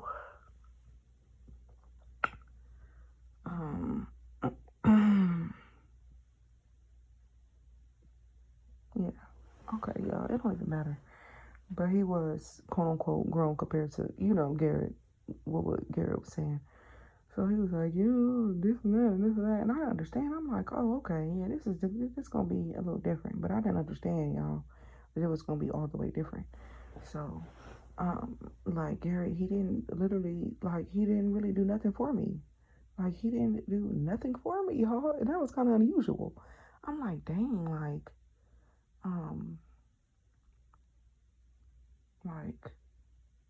I don't know. It was just different. Coming out of a relationship where this man was providing for me 100%. Like, I didn't have to lift a finger. Going into a relationship where this boy was like, no, you need to have your own money if you want to eat breakfast with me in the morning. It was just like kind of like a shocker, like, whoa, So, that was that. And then, I think the only thing I did for free was like smoke. I think that's it. And not even really for real. Like, he would just smoke with me sometimes because like I wasn't even like a big smoker like that. So he was like, no, you only smoke with me. Like, you're not allowed to smoke with nobody else. And I was his girlfriend, so I kind of like, that was like our thing. Like, okay, we're not smoking with nobody, but he would be smoking with other people, his friends and stuff. So I'm like, okay, well, I'm gonna smoke with my friends. He's like, oh, I'm a smoker. You just started smoking, so But it was like that little controlling thing. So that's kind of like the first little riff-raff in our relationship, like where it was like between us, like not, from outside, and not really from outside people, but us like dealing or like, still talking to this person or that person. So that was like our first little incident on the inside of our relationship. And then of course after that, he like broke up with me because he was like, I just feel like your mom doesn't want us together, or so. I don't know what he was talking about. He was just like, your mom, or something like that. And I'm like, what do you mean my mom? He was like, I don't know. Like, she just like she's gonna cause a problem in our relationship or something like that. I'm like, okay, well, that was that. We did end up breaking up. We stayed together, y'all. And I just kind of like was just like getting out there. Like, especially I started smoking weed. I was smoking lots of weed. I was getting high. I was getting super, super high. And and that's really what we did. Like, that's the bond we created. Like, we didn't sit and talk. We didn't date. We didn't like really do much or nothing. We would just smoke. So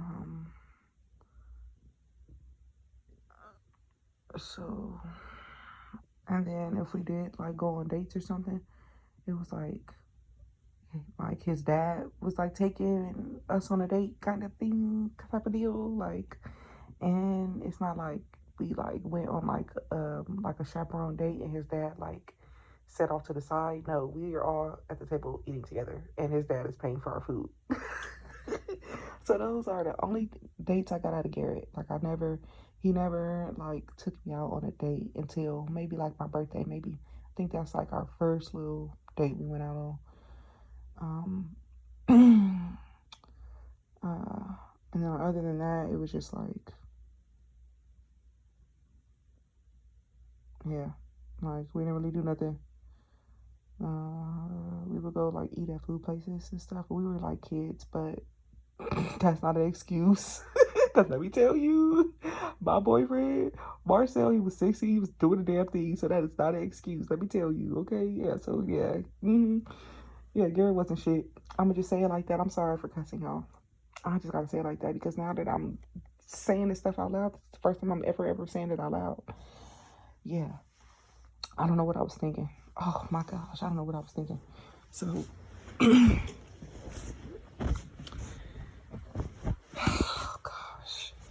So, yeah, it was like no dates. It was no dating. I wasn't really used to that. I'm like, I'm used to like surprises and dates and gifts and stuff like that. So that's what I'm used to. So it was kind of like he didn't really do nothing. And then if we did do something, it was with his dad. Or like his dad was doing it, kind of. It was like one of those things, So even when we got older, like all through our relationship, like even to this day, Like his dad. Like if I was to be with Garrett to this day, his dad will still be in a relationship to this day. Like his dad was in our relationship all the way up until we broke up. Like I just broke up with him when I was like 23 or something. How old was I? Yeah, when I was like 23 or something. Like, child. But like officially, like I officially like moved out the house and everything in January 2021, December 2020. Really, October 2020 is when I got my apartment, but I didn't even leave right away. I still went back to his house. So I was just paying rent for an apartment that I wasn't even living in because I was chasing after some stanky boy tail. And so in the beginning, that was like kind of a rift. It took some getting used to, but I did get used to like the little, you know, like the regular, like y'all. Like my boyfriend was getting my hair done, my nails done. He making sure I had my track uniforms. He making sure I had food, lunch money. Y'all, like this. He was an angel sent from God. Now that I talk about it like this, because you don't find people like that. Like, especially not no freaking kid. He was a kid, y'all. Come on now. This is crazy. You don't even find grown men like this. Do y'all hear what I'm saying? Y'all, this is nothing. Y'all, it's so crazy. I don't know why this boy cheating on me. Oh my gosh. Anyway, God's plan, y'all. So,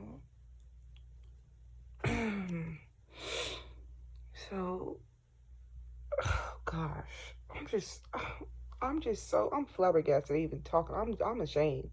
I am ashamed, y'all. Oh my gosh. I'm ashamed. This boy like taught me how to drive, y'all. Are y'all listening to me? He used to put me on his lap. Oh my gosh, y'all not hearing me. He used to put me on his lap and let me drive his mama car.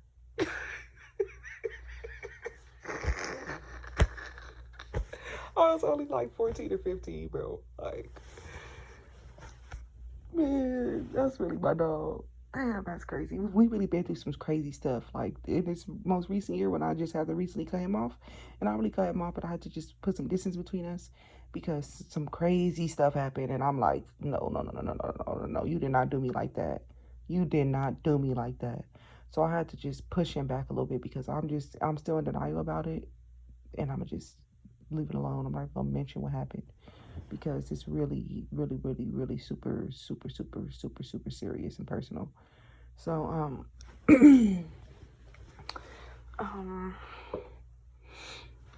okay, so,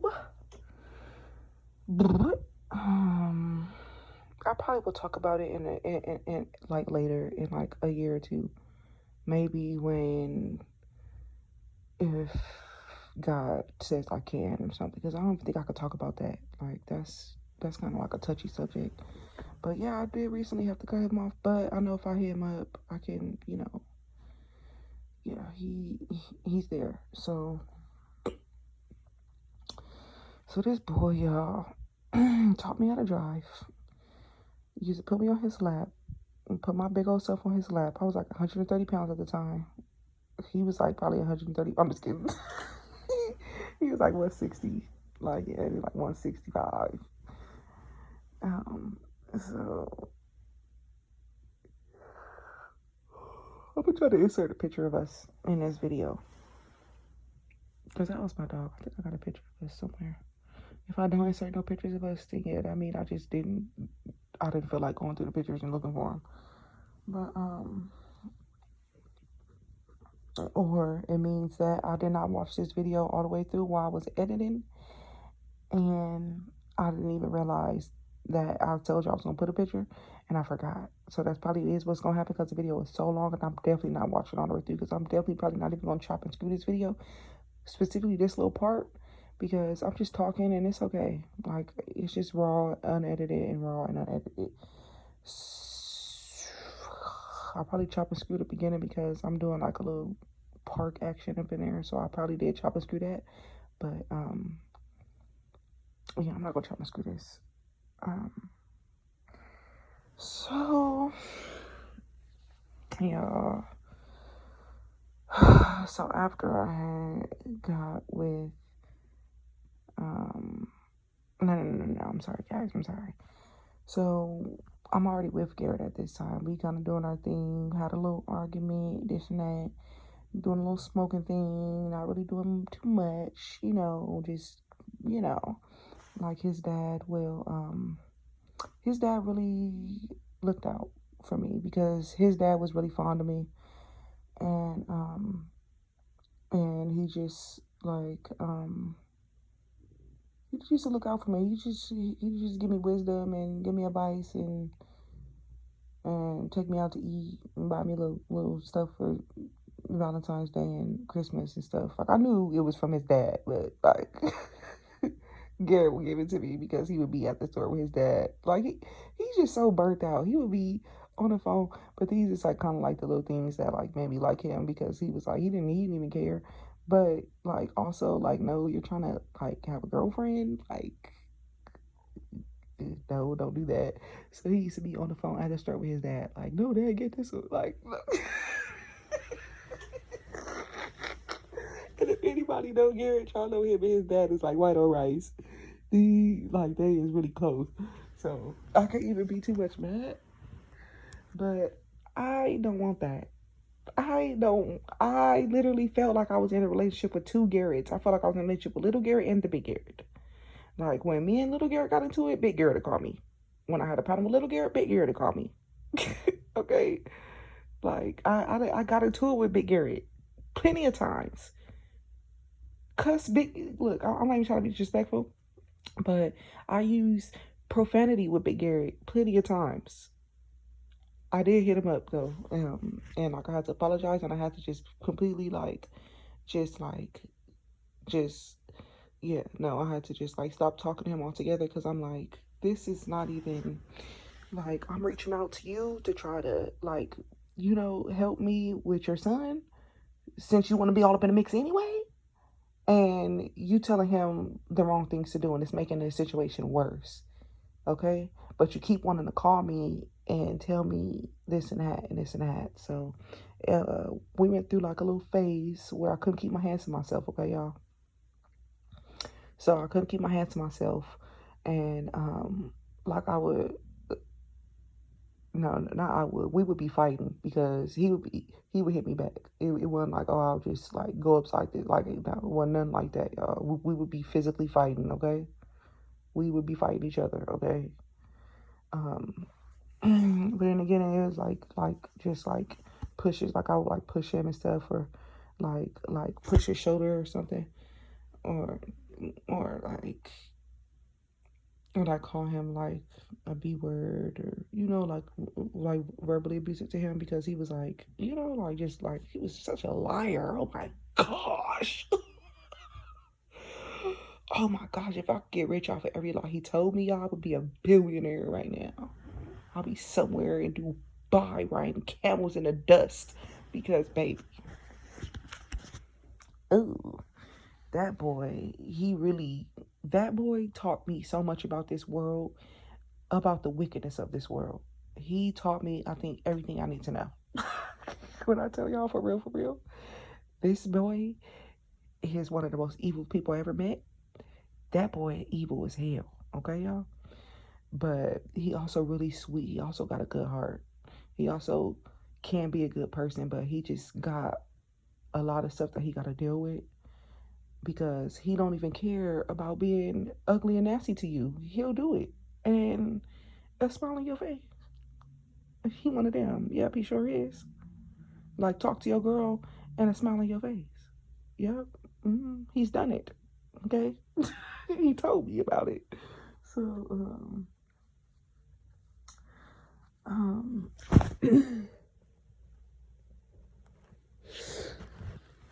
so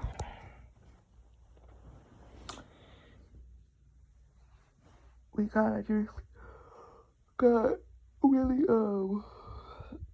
toxic. It got really toxic, and we didn't leave each other. We stayed, y'all. We stayed in that toxic situation, And we stayed and kept on staying. And I went to jail, y'all. Got arrested for the first time in my life. I've been arrested before in middle school, but not like this. This is a real arrested. Like, the only reason why I got arrested in middle school is because my mama told the police to take me and my sister to jail because we was being bad. And we was stealing stuff. So she told them, come get them, put the handcuffs on them, and take them out where everybody could see them. That's what mama told them to do. I said.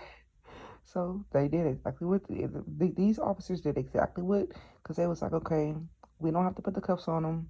We can walk out casually, and they can, like walk out casually. She said, like go out the back way. She said, no, I want you to put handcuffs on them and go out the front way where everybody can see them, and pull the unit up in front of the mall and put the sirens on. My mom had us messed up, y'all. So the deputies came in there and she said, and I need as many deputies as y'all. So it was about 4 deputies, 2 on each of us, y'all, with the loss prevention people, with the store security. So they all surrounded us. We got our heads down. We in handcuffs. And so everybody knows what's going on. And my mom is sitting there walking behind us with a baby with her arms crossed, looking like she could tear up everything in the aisle.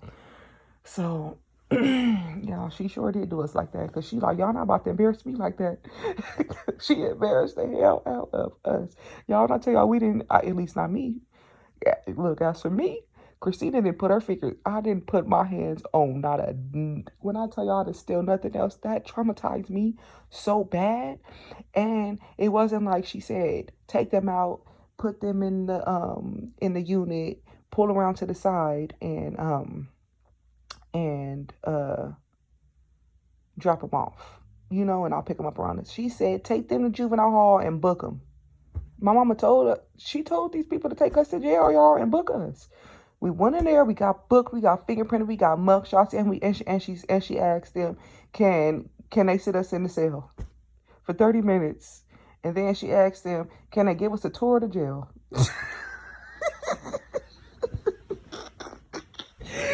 Y'all, my mama when I tell you, my mama did not play. And she used to be a police officer. So that was right up her alley. Y'all, they took her down to Los Padrinos, went in there, and he was telling them, like, if I book them, they're going to have to go to court. She was, I don't care what you got to do. Book them. Y'all, they booked us for petty theft. It wasn't no petty theft, though, y'all. It was like full-blown grand theft, okay? Yeah, like, yeah, we stole, between me and my sister, we stole over $1,000 worth of merchandise just in clothes and shoes, y'all. That's t-shirts, shirts, shorts, pants, and Chuck Taylors, okay? And like Vans and stuff like that. So yeah, we cashed out, y'all. And that's just between me and my sister. We had other friends going with us too that did not get caught. Like, me and my sister was being greedy, went back on we like, this the last day we gonna go in there. Went in there, got caught. The other girls, they like, we not going no more. We good. We know how to, like, they know what they was doing. We didn't know. We just being greedy, y'all. Got her behind, caught. And then my mama came up there. I didn't expect her to do that. Came up there and embarrassed us like that. And then brought all the stuff back. Oh my gosh, she gave all the stuff back. She like, I know y'all don't got this stolen stuff up in my house. Where is this mess at? Then we had to go and, it was a mess, y'all. It was a big mess. It was a big, giant mess. So, and then on top of that, she told them to take us to jail. And then on top of that, she was willing to take us to court. Like, she didn't care. She wanted us to learn our lesson, y'all. So she took us on down to the court. They gave us probation. And, yeah. And it was just like one of those, like, it was like a life learning lesson. And then we got off probation like a year later. And we had to bring back our report cards and stuff. It was like juvenile probation, but probation, baby. If them grades wasn't, yeah. The probation officer came down to the school too. Like, y'all, it was crazy. So Yeah, so that's like one of the times I had got arrested. But this other time I had got arrested was domestic violence. It wasn't really domestic violence. Like, we wasn't beating on each other. But because we were in a domestic situation, it was considered DV. So I went to jail, wrongfully went to jail. But I believe the Holy Spirit put me there. He indeed put me there because I was doing too much. I was just doing too much. I had found out that this boyfriend, Garrett, that I was with, cheated too. He cheated on me again. You know, everybody just cheating, y'all.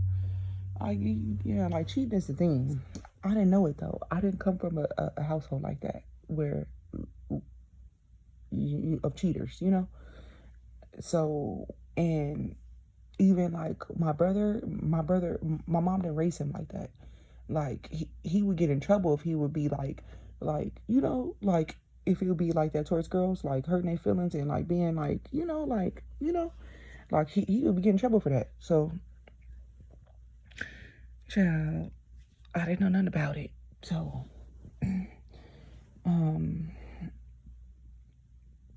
yeah, so this boy, after like, let me see, 14, 15, 16, 17, after like 3 years of us being together, he cheated. I cheated first, supposedly. I'm not gonna say supposedly because I did. I'm just keeping 100. In the beginning of our relationship, like in the beginning, not even in the midst of them 3 years, it was like before them 3 years, like we were still in high school, kind of. And kind of. I was still in high school. I was running track, and I was, like I told you, I was messing with one of the little alumni coaches, and I cheated on Garrett with him. And yeah, that was like, yeah. So me and Garrett kind of like broke up, and then we got back together after that. And then yeah, so 3 years later, this boy cheated on me. Something like that. If I'm doing my math correctly. Let me see.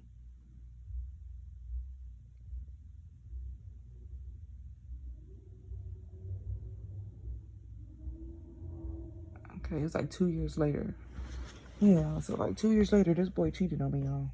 So I'm just like, oh my God. So what y'all think I do? What y'all think I do? I mean, what did y'all think I did? I called out my old faithful. You right about that. Because I'm like, if anybody, he gonna answer. I know I don't gotta explain too much. I could just say, I want to hang out and we gonna have a good time, period. Okay? So that's exactly what I did. Hit up my old faithful. He just so happened to be in town, y'all. Just so happened to be in town. Linked up, had a good time. It turned out all bad though, because I was lying to my old faithful about the situation I was in, and it just turned out all bad because I was lying to him, and it wasn't my intentions to hurt him in no way, shape, or form. But his intentions was to get serious with me, and I just wasn't ready to get serious because I was still in a relationship, But he didn't know that, so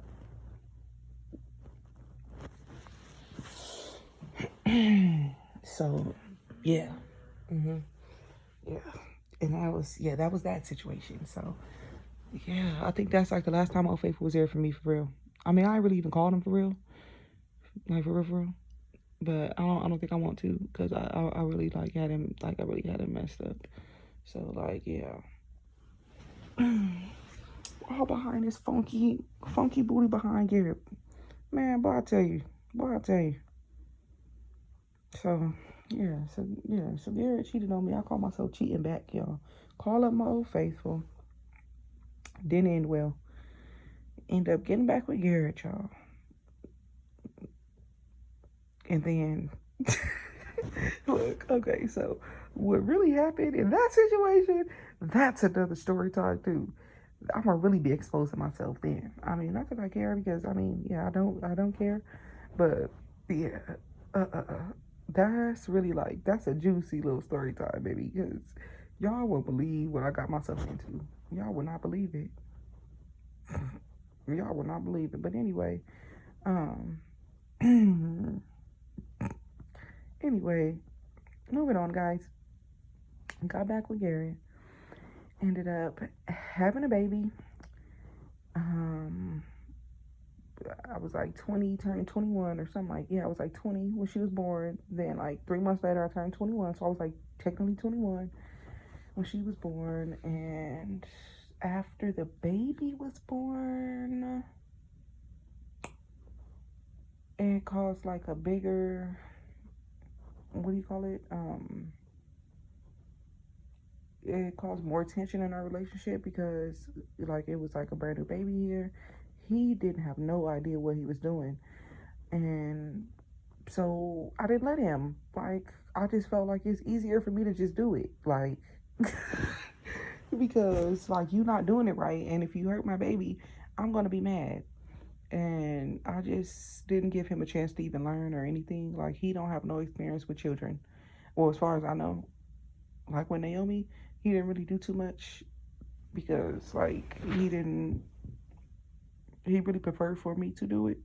But like when it came down to like him like making the bottles and put on the diapers, like he would put the diapers on backwards. He didn't know how to measure the bottles. Like he didn't even know to look on the container to read the instructions. Like it was like that bad. So it was just like simple stuff. I'm like, bro, like I can't even leave her here. Like I can't even leave her alone with you because I can't even like I know she's not gonna be okay. You know, like I'm gonna come back and she's gonna be taking care of him. So, child. So that kind of put like a lot of tension on the relationship because I felt like I was just doing it all, you know. And then he worked all the time too, so we really didn't. So he didn't want that on me. So we really didn't spend a lot of time together because we had a brand new baby and he worked all the time. So yeah, so we didn't really find us time. Like there was no time for us really, you know. So he kind of like fell out of the relationship altogether. Like just by that alone, like with like just like the infidelity that was going on in a relationship, and yeah, like he was just like yeah he zoned out after probably like 2017 he was out of there. So but we had still stayed like in a relationship together. Like we had still stayed together, was homeless together after that, moved in together after that, everything. Was talking about getting married. Girl, child. Whew. I thought I'm not even trying to be funny or mean or anything, but this is my story. This is my truth. This is my, for real, I dodged a bullet, y'all. I really feel like I dodged a bullet. Oh my goodness. Like, anybody that knows me knows that I literally changed. Like, when I was with Garrett, I mean, before I got with Garrett, I was like a totally different person.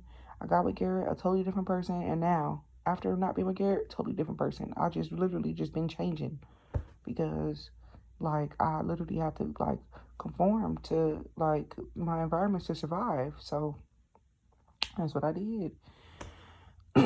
So, after, like, those little, like, I don't know, I was just, and then also I was just, like, really turned off, too, because he didn't even want to, like, learn. Like, it's nothing to just, like, watch a video. Like, like, I did, like, a lot of my learning, like, was just watching videos. And, of course, I had experience because I have, like, little cousins and a little brother, and, like, a little brother that I nearly, like, raised. So, yeah, I have, like, a lot of experience with, like, you know, like, babies and stuff. So I can't really blame him for that. But I was just like, it was like already other stuff that was just like, turning me off already. And then like, yeah, Anyway, y'all. So I'm just, yeah. Um, so, okay. So he cheated on me in 2016. I cheated on him in 2017. And then after like that 2017, after I cheated on him in 2017, we just never bounced back after that. Like, we just never did. We never did. Because of the person who I was, like, cheating with. Like, we would be arguing. Well, not really arguing, because I wouldn't be arguing. He would be arguing me about this person, and I'll be telling him, like, I don't have nothing going on with this person. Literally, my mouth to God's ear, I didn't. Me and that boy did not have nothing going on. It's just, we just had a bond. Like, we was just that cool. I could call him, and he just like, so you could just call him up, and y'all just cool like that. Yes, nigga. Yes.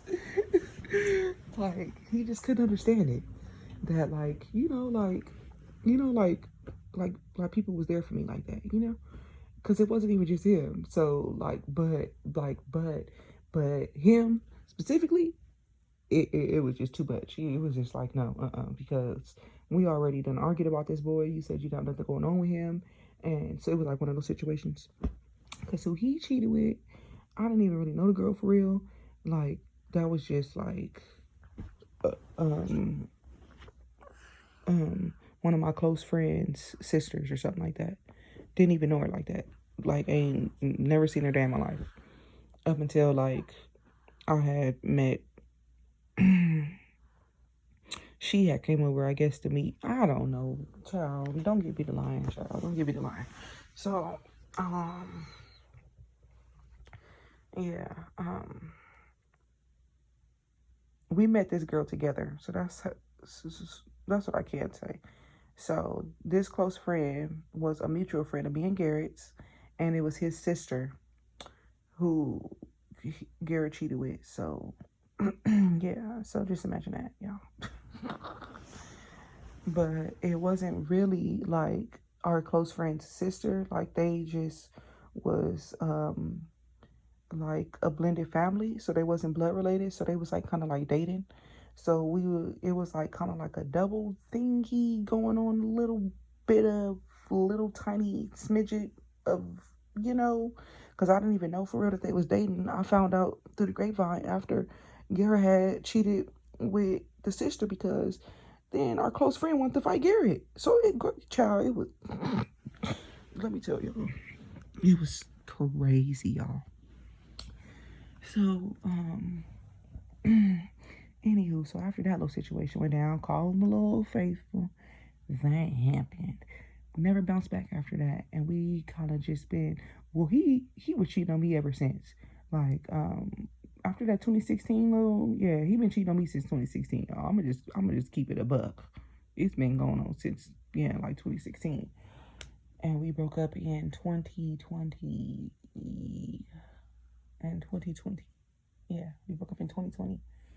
So 16, 17, 18, 19, 20. Yeah. And we got together in 2014. Really? 2012. But I'm not even going to go all the way back that far, because, like, that's like when we had first got together at Narbonne, and I said I didn't feel no spark in the kids, and then I had, like, these other boyfriends, and then got back with him after he had popped up at Carson High somehow. So, yeah. So, if you could just imagine what type of relationship we had, it was very toxic. It was very unhealthy. It was very unhappy. All we did was smoke and argue. There was no dates. There was none of that going on. There was no us time. Like our bonding time was smoke. Like our smoke sessions. That was our bonding time. That's probably when we talked the most, and probably when we argued the most too, because, because we was around each other so much, and because like we was in such a toxic situation, any little thing that each other did would just like send us through the roof. So we just argued about the most stupidest, pettiest, y'all. We could argue about paint on the wall, bro. We would really be in there arguing, coming like literally coming to blows over the paint on the wall. Like, it was like so stupid, like, and they'd be talking in like the next 30 minutes. So it was like just dumb. Like it was like the situations like, oh, they fighting, the police is getting called, and they sitting up there with busted lips talking, smoking together. Yeah, it was like those type of situations. Not literally like busted lips smoking. Like, no. Sometimes, y'all.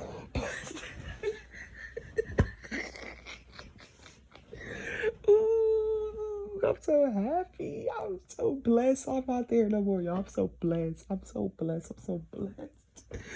Oh, I'm so blessed. So,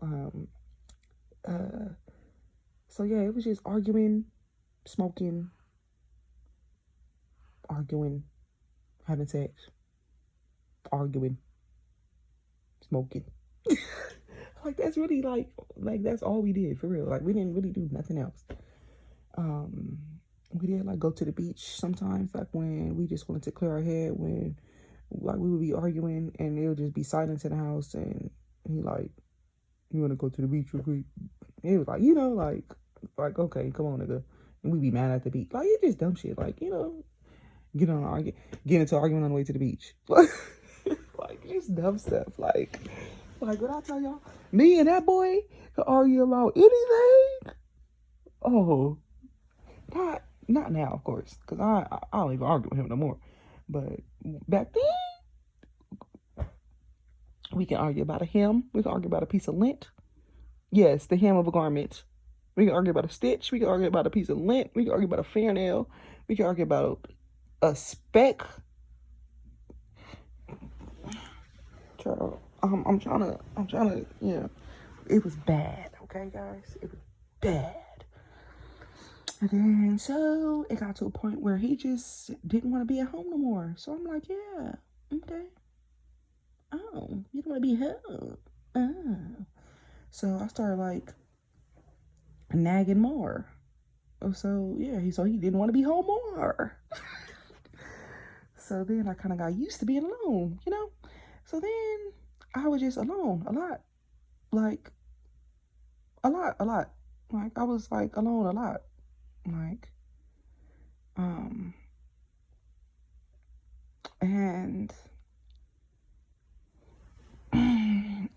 God would just prepare me in that season for this season, because I was still, with him at home, and so I still got to see him every day, but I just spent a lot of my time alone because he would be at work, and then he didn't come home until late. Like, he didn't come home right after work, so like, he would wait till the last minute to come home. And then, like, on, like, the weekends, he would go and be with his friends. Because, y'all, he got put on the hood. Oh, my gosh. He got put on the hood. I'm sorry. Because I was just saying that, like, in an ugly way just now. And I need to correct myself. I'm sorry. He got put on the hood at age, I don't know what age, but my daughter had just turned 1 year old.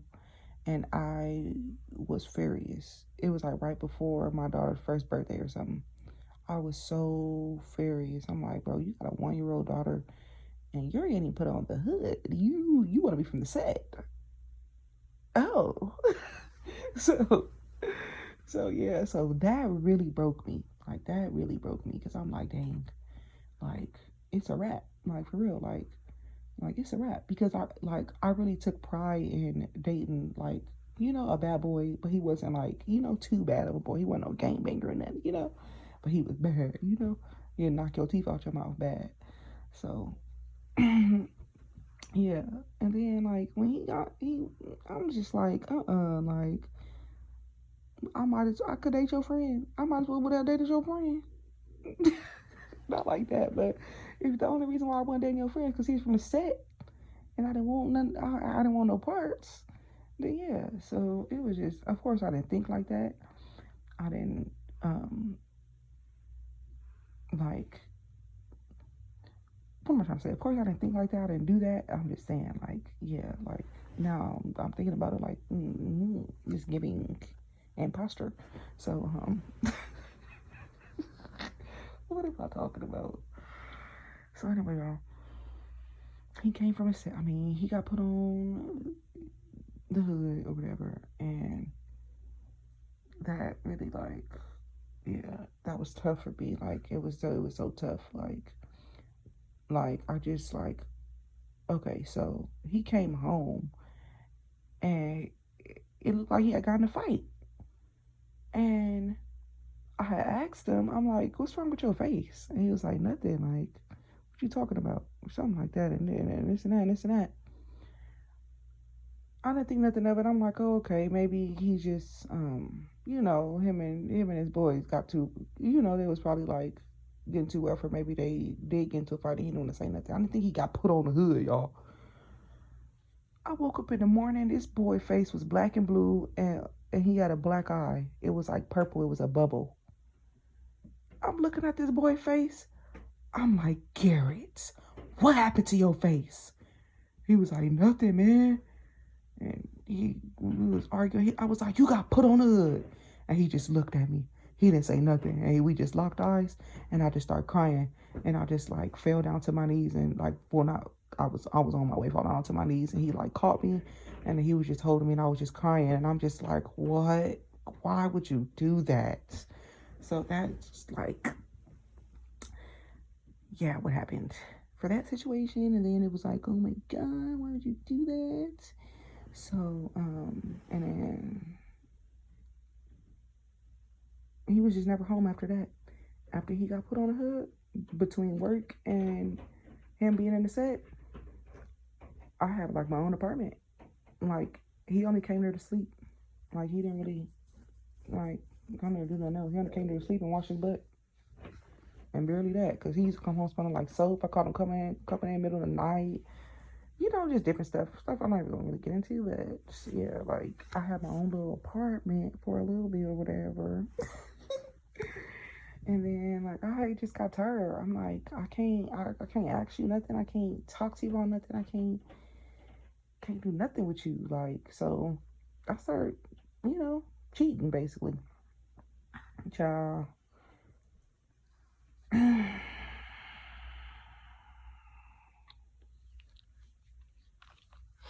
This boy got my car towed. Y'all heard me right. He got my car towed, y'all. I ain't had a stable car since. Okay?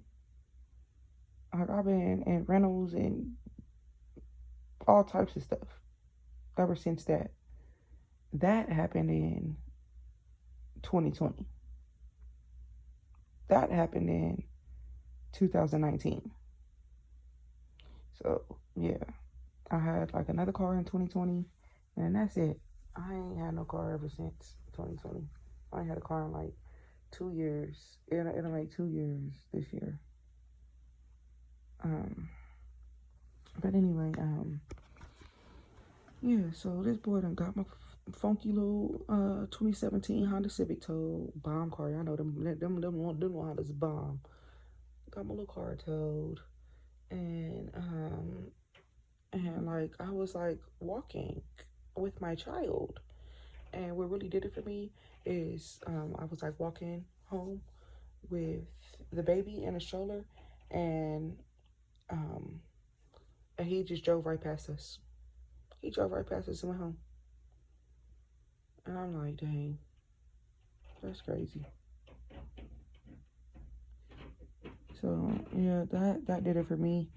And I just kind of like started like doing my own stuff. Like,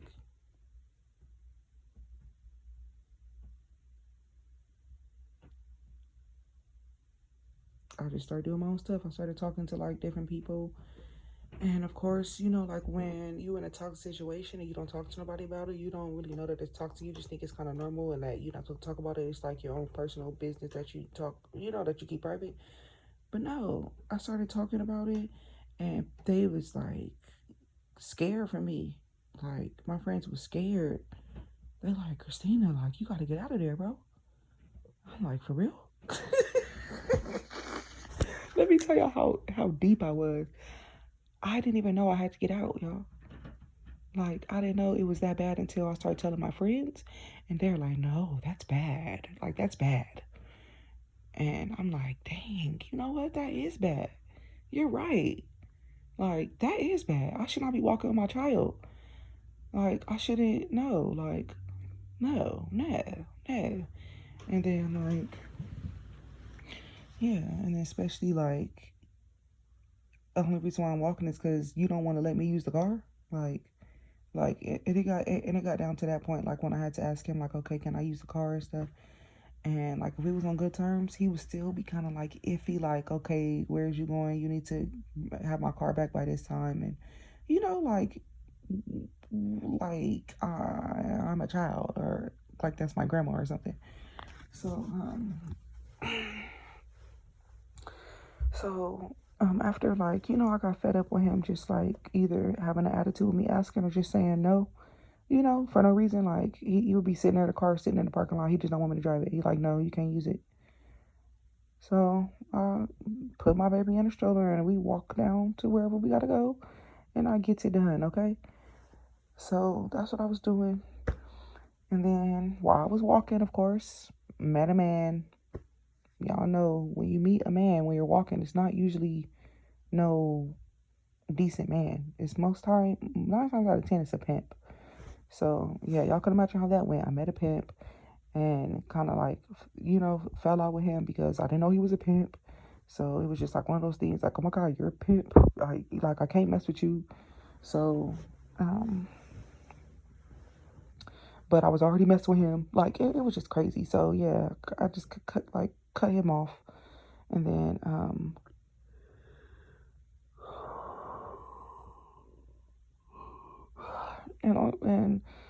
but he was just like testing me just to see how dumb I was. Like that man called me on the phone and was like, let's go get married.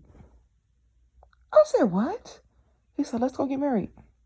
He said, pack up all your stuff and let's go get married or something like that. I said, this fool crazy. I said, I am not marrying you. I am not marrying you. Are you crazy? So that's that situation. And he was a freaking pimp, y'all. So, and he was playing with me. Like, he was like, really like playing with me, y'all. So, I had to cut him off. He did hit me up last year or something trying to see me, but you know, like people hit you up thinking you're still the same person, and I'm not that girl. I'm a woman now, so yeah. That little girl you met, yeah, she's gone. She's gone. She's out of here. Yeah. So, mom's still me though, y'all. I'm still same goofy, stupid, corny, cornball, corn on the cob, Christina. Okay, y'all. I am me. I'm gonna be me. I don't care. So, oh, I don't know how I laugh. It wasn't even nothing funny. So,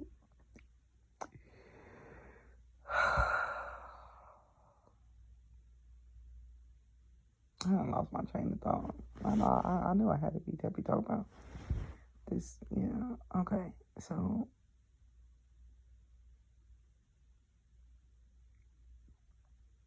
I was talking about Kara. I just can't remember.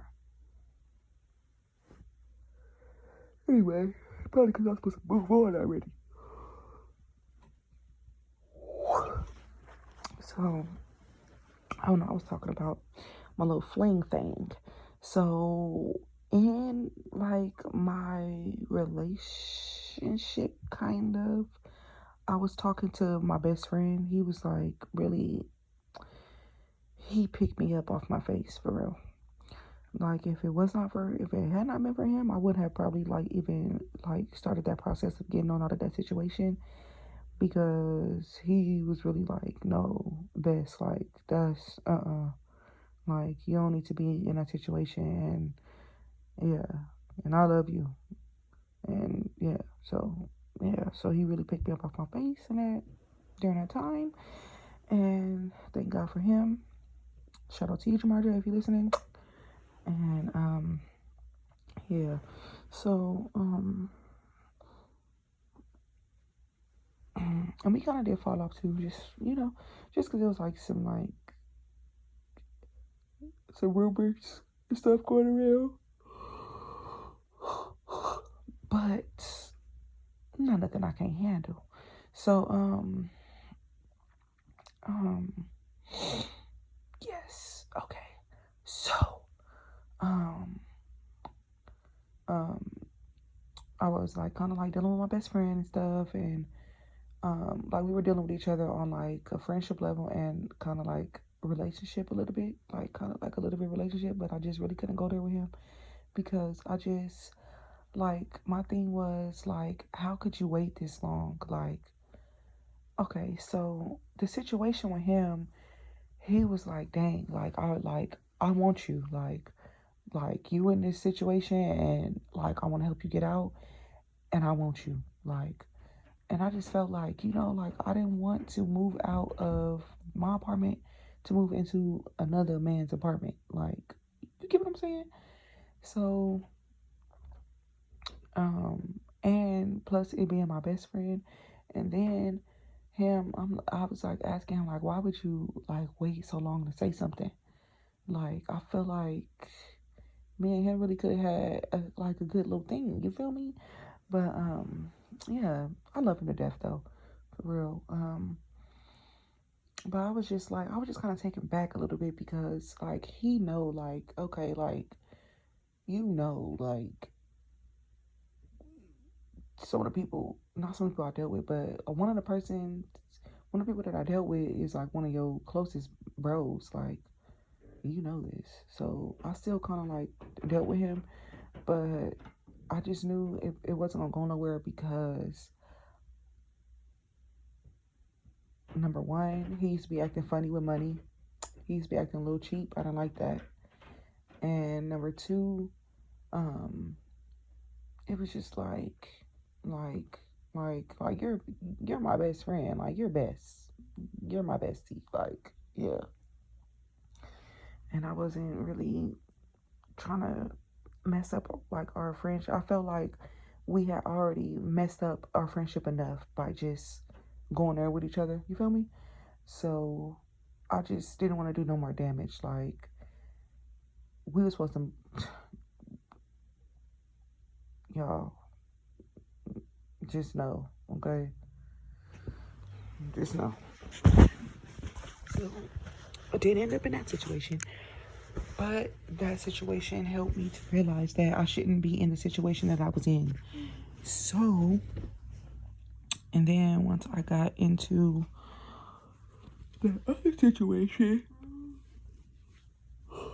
with the little pimp dude, even though, pimps to say anything, he was like literally telling me, y'all, when I say he was painting the sky rain, he had painted the sky. He told me he would paint the sky rainbow if I asked him to. He tell me to do it. But apparently they just talk. It ain't really much action behind it. So yeah. So that was that. And it's just kinda like that was dead. So and then I had messed with like another guy. It was like really like brief. It was brief. It was just like, in the midst of my little breakup with, with my boyfriend, kind of like all of these dudes was like kind of in the midst of my breakup. So I messed with 1, 2, 3. I messed with 3 guys like in the midst of my breakup. Not like long term, just like, like maybe like 2 months each guy. And then okay, God said it was 4. It was 4 because I messed with Marcel too, so I'm gonna throw Marcel in there. But yeah, so I was messing with, yeah, okay. Wowzers. So yeah, and not really so much really like messing with like, oh, I'm going out on dates, I'm kissing these guys, we're having sex, I did get like a little physical with my best friend, but like that's it. I don't like, after me and Marcel broke up a long time ago, I've never really gotten physical with him since. So it's kind of one of those things like, yeah.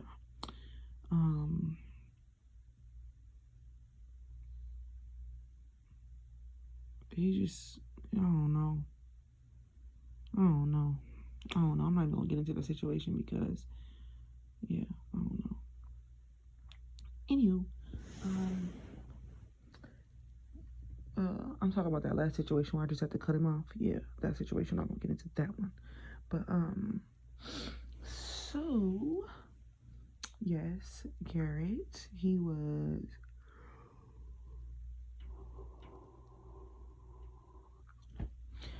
kind of like, like noticing like, oh, okay, she looked like she might be going somewhere, so he kind of set his tail down somewhere for a minute.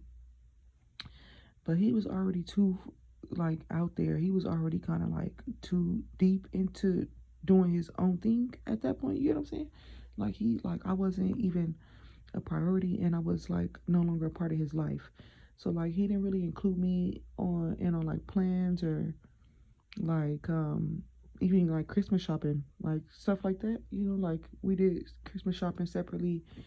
We would make plans separately. We started celebrating holidays separately, and just stuff like that. So yeah, it was tough. I'm like, damn, like this is really happening. And then but he didn't think it was happening. He was just like, that was too toxic for me. Enough was enough.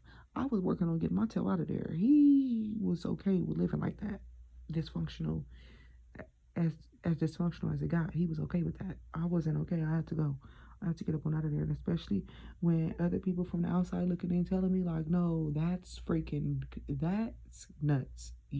Y'all are nuts together, but that's crazy. You gotta go. So it was just like one of those things like, yeah, you know what? I do gotta go. And then he like, who in your ear? Definitely not you. Because, So finally I'm like, yeah. But when I told him that I want to be single and stuff, he like, no. Like, no. I'm like, I'm ready to be single. I'm ready to explore my options. I'm ready to move on. I'm ready to, be a snack. Because definitely not yours. And he was like, no. And I kind of just like did it anyway, And it kind of like puts like a lot of problems on our relationship, because I just lost all respect for him, and I would be having my little side pieces pick me up from the house and stuff, and my side pieces knew exactly where they was coming to pick me up from. Some of us even ran before we got in the car and had to pull off real fast because Garrett was following us down the street and running after the car. I'm like, dang, that's nuts. So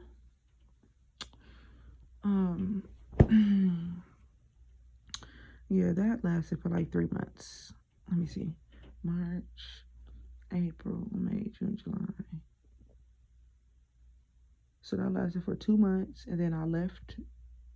And okay, March, April, May, June. So that lasted for 3 months, me doing that craziness. And then I ended up leaving. I ended up getting a new car. That BMW, y'all saw me driving around. Y'all didn't see me driving it around. I had like a 2013 BMW, or 2012, one of them, something like that. Yeah, it was a 2013 BMW.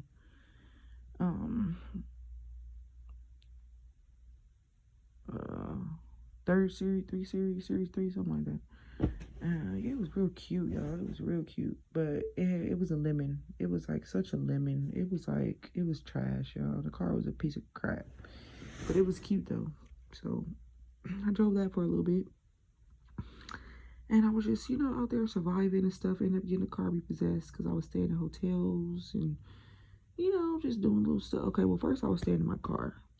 I was paying my car note. I was staying in my car, and then I had kind of just like, I'm like, I don't want to stay in my car. Like, I just broke down, and I stopped, like, whatever little money I was using for that car note was going on hotel rooms. So I was paying like $300 and something for the car note, like $380, almost $400 for the car note. So yeah, stop paying that. And at the hotel that I was, at first I was just staying at random hotels, and then I started staying at this motel, which was $400 every week, which was a good price. That was a great price, y'all. Come on, the whole 7 days, $400. Man, she come in and clean up your room every day if you want to. Psh, child. That was, yeah. So I was paying like $1,600 there. I stayed there for like a month or two, or I don't know. I stayed there for a minute. And then I was like staying with my friend Monica. I was staying at her family house for a minute. And then like her mom started asking about like money and stuff, and so I kind of like dipped up out of there. And not really that I didn't want to give the money, but I don't like I wasn't like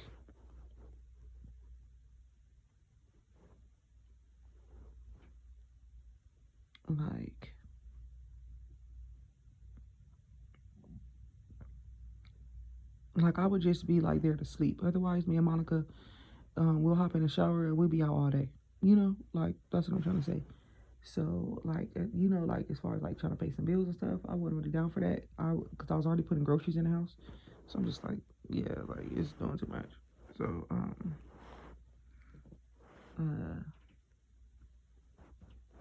I was putting like I had put groceries in there. Like during my time I was staying there, like I would make sure them cabinets, water, our little, some little snacks, little stuff here and there that I know I would be eating and stuff. And her mom was like real generous by even letting me stay there too. Anyway. And then like other times I would just like crash there. Like I would like stay for like 3-4 days and then leave, go to my car. And then I had a homegirl, Deja. She had a little room too, so I'll go and stay at her room, leave, and then go to my car, and then go over here, and then just be bouncing around, kind of, And I had Naomi at this time, so this is like 2020. So this is only like 2 years ago. So I was kind of just doing that, doing a little hotel car thing for June, July, August, September, October, for 4 months. So I was doing a little cheating thing with Garrett for like 3 months. Got tired of that. I'm like, yeah, this is crazy. I don't even know how he does it. Like, and how he was doing it, like, you lying to me. I want to keep it nothing a damn secret.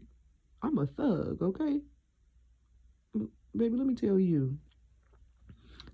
Now, I will lie. I will lie. I'm not going to say I don't lie. I'm not going to say I won't lie. But to him, I wasn't lying. Because I didn't care. I was single, baby. I just was living in this house and I had to get out. So, I was just, doing my own thing or whatever. And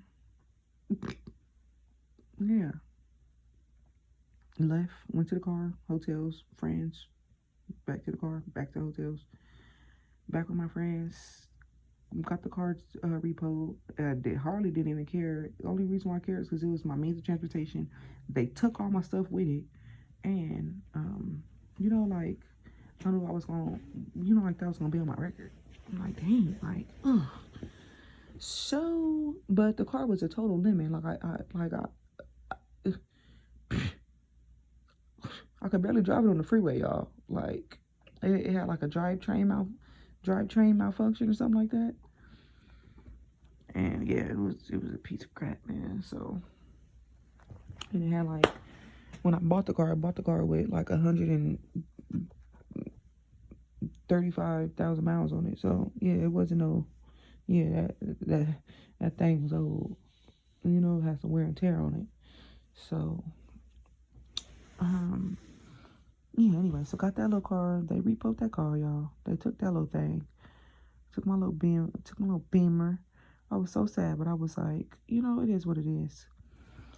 So after they took the Beamer, I'm like, okay, these hotels, like the hotels was getting expensive. Like, like I'm paying freaking what? Like, let me try to do some math real quick. If I wasn't staying at that motel, I was probably paying like $60 a night, using like the little discount websites like Hotwire and like stuff like that. Finding like little rooms, $60, $70, $80 a night, $90 a night. Y'all, who doing that every day? And they ain't stripping. I would have to be bringing in stripping money to be be able to afford that, y'all. When I tell y'all, I was spending all my money on hotels. I'm just like, okay, I don't know this shit for the bird. I'm sorry, I didn't mean to curse.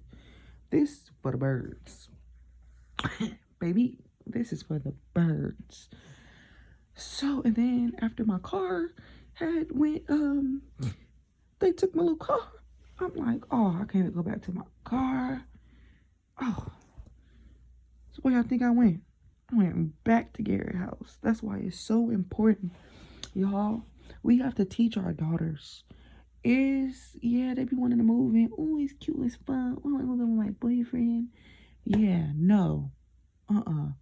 I, because we weren't in the best living situation at that time, my mom didn't really have control over, me leaving and already because I was 18 years old. But had we had a place, she would have had more say so, because it would have been like, because I would have been trying to go back and forth to her house, and she would have had a little bit more control over me, you get what I'm saying? Because in order for me to stay there, I would have had to abide by them rules. But I didn't really have nowhere to stay anyway, because we were staying with my grandma. And that was a whole big deal,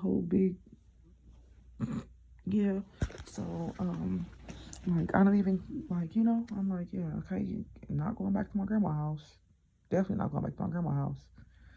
So I was staying with my sister for, I would go to her house from time to time, here and there, and not really go there because she would be tripping too, like, because it was like her brand new little apartment, and she just didn't want nobody in it. I'm gonna just keep it 100. She didn't want nobody in her place because it's like, like, she want to be the one to mess up her stuff if it's gonna be messed up, So and it's just that little, like that little,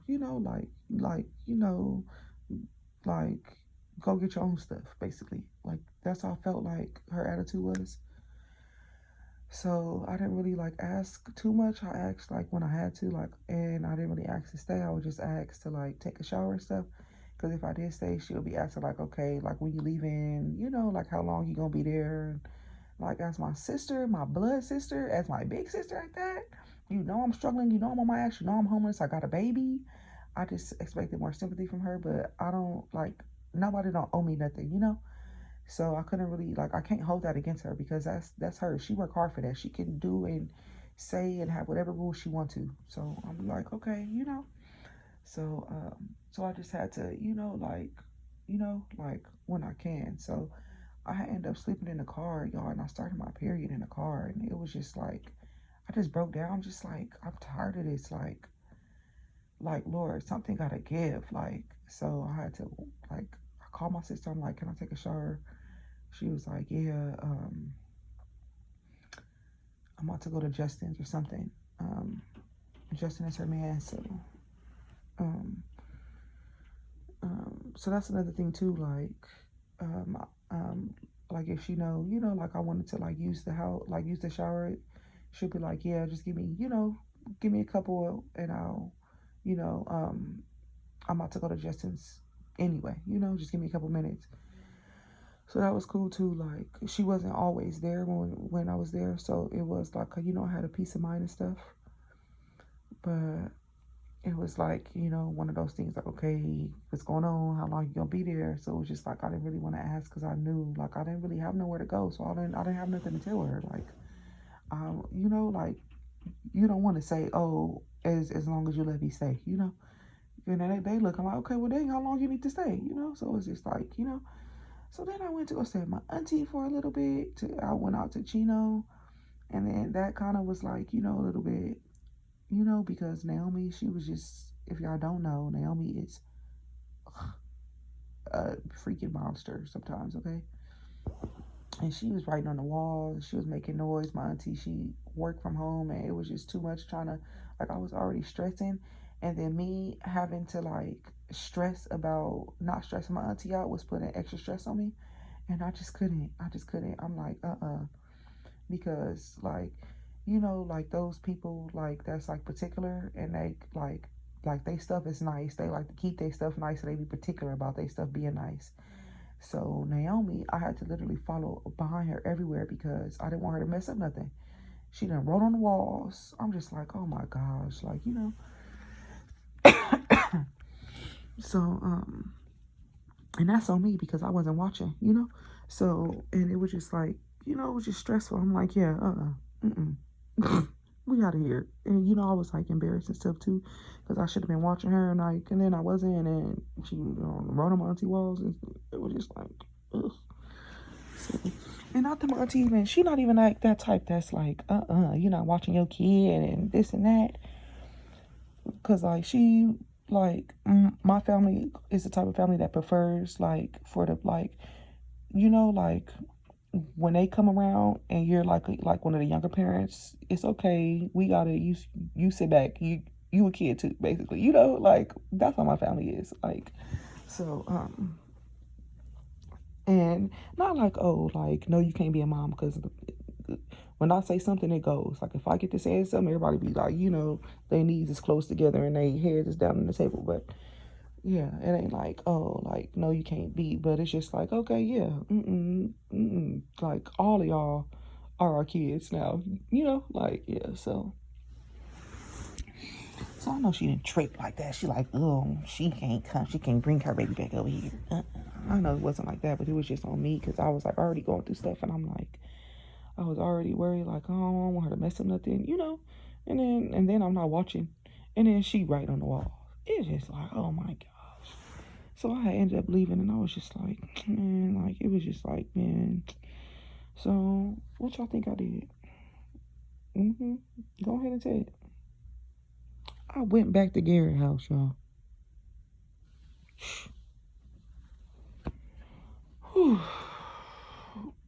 So this boy really started acting a fool. He was like, oh, she ain't going nowhere because she can't go nowhere. So that boy really started acting a fool. I really saw his true colors, y'all. That boy evil. Gary, if you listen to your ass, it's evil, boy. You know it. I ain't even gonna say nothing.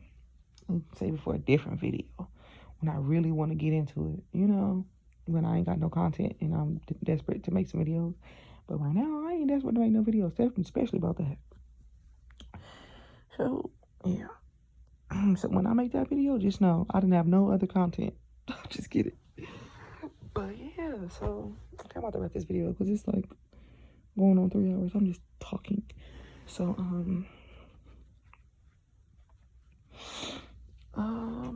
yeah. It was.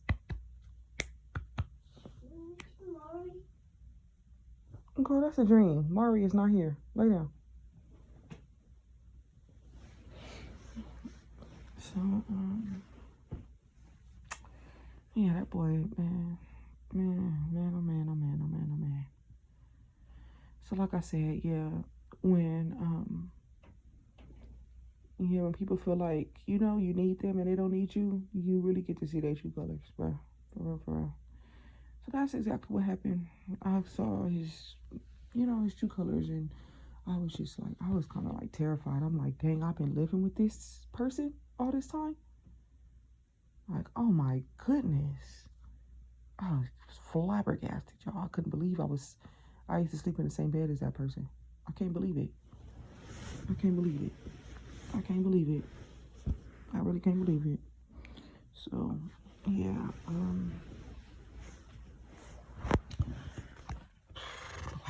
Can't believe it. I'm gonna have to go smoke now. But, okay, what was I about to say? Sheesh. Yeah, I'm gonna wrap this video on up now because it's like the end now. Like, yeah, my next little video is gonna be how I, like just my little journey being out here, because I'm already basically telling y'all how I got out here. Yeah, I was in a bad situation, really toxic. I basically just gave y'all the rundown. I was homeless, sleeping in my car. Really wasn't homeless. I was just, having to do what I had to do because I couldn't be in no situation where I'm fighting every single day, and I'm literally fighting y'all, physically fighting y'all, not just arguing. We arguing and we physically fighting. Like, no, like I said, CPS got involved. That was a wrap. I'm like, oh yeah, this boy, he really got me all out of my character. Like, So ended up after my little BMW, after the Beamer got towed or whatever, I just started searching for apartments, y'all. I just took a leap of faith. I said I can't go back to Garrett's. Even though I did go back to Garrett's, I was only at Garrett's house for a week. Okay? Let me tell you how good God is. I said, Lord, I'm ready. He said, jump. I said, all right. Here goes nothing. So I started applying for little apartments. And not really applying for little apartments. I started searching up little apartments. I found 2 that I liked, 2 that was affordable. And then it came down to one where God was like, no, this one right here, because the other one became unavailable. So yeah, so this apartment that I'm in was the only one that was available.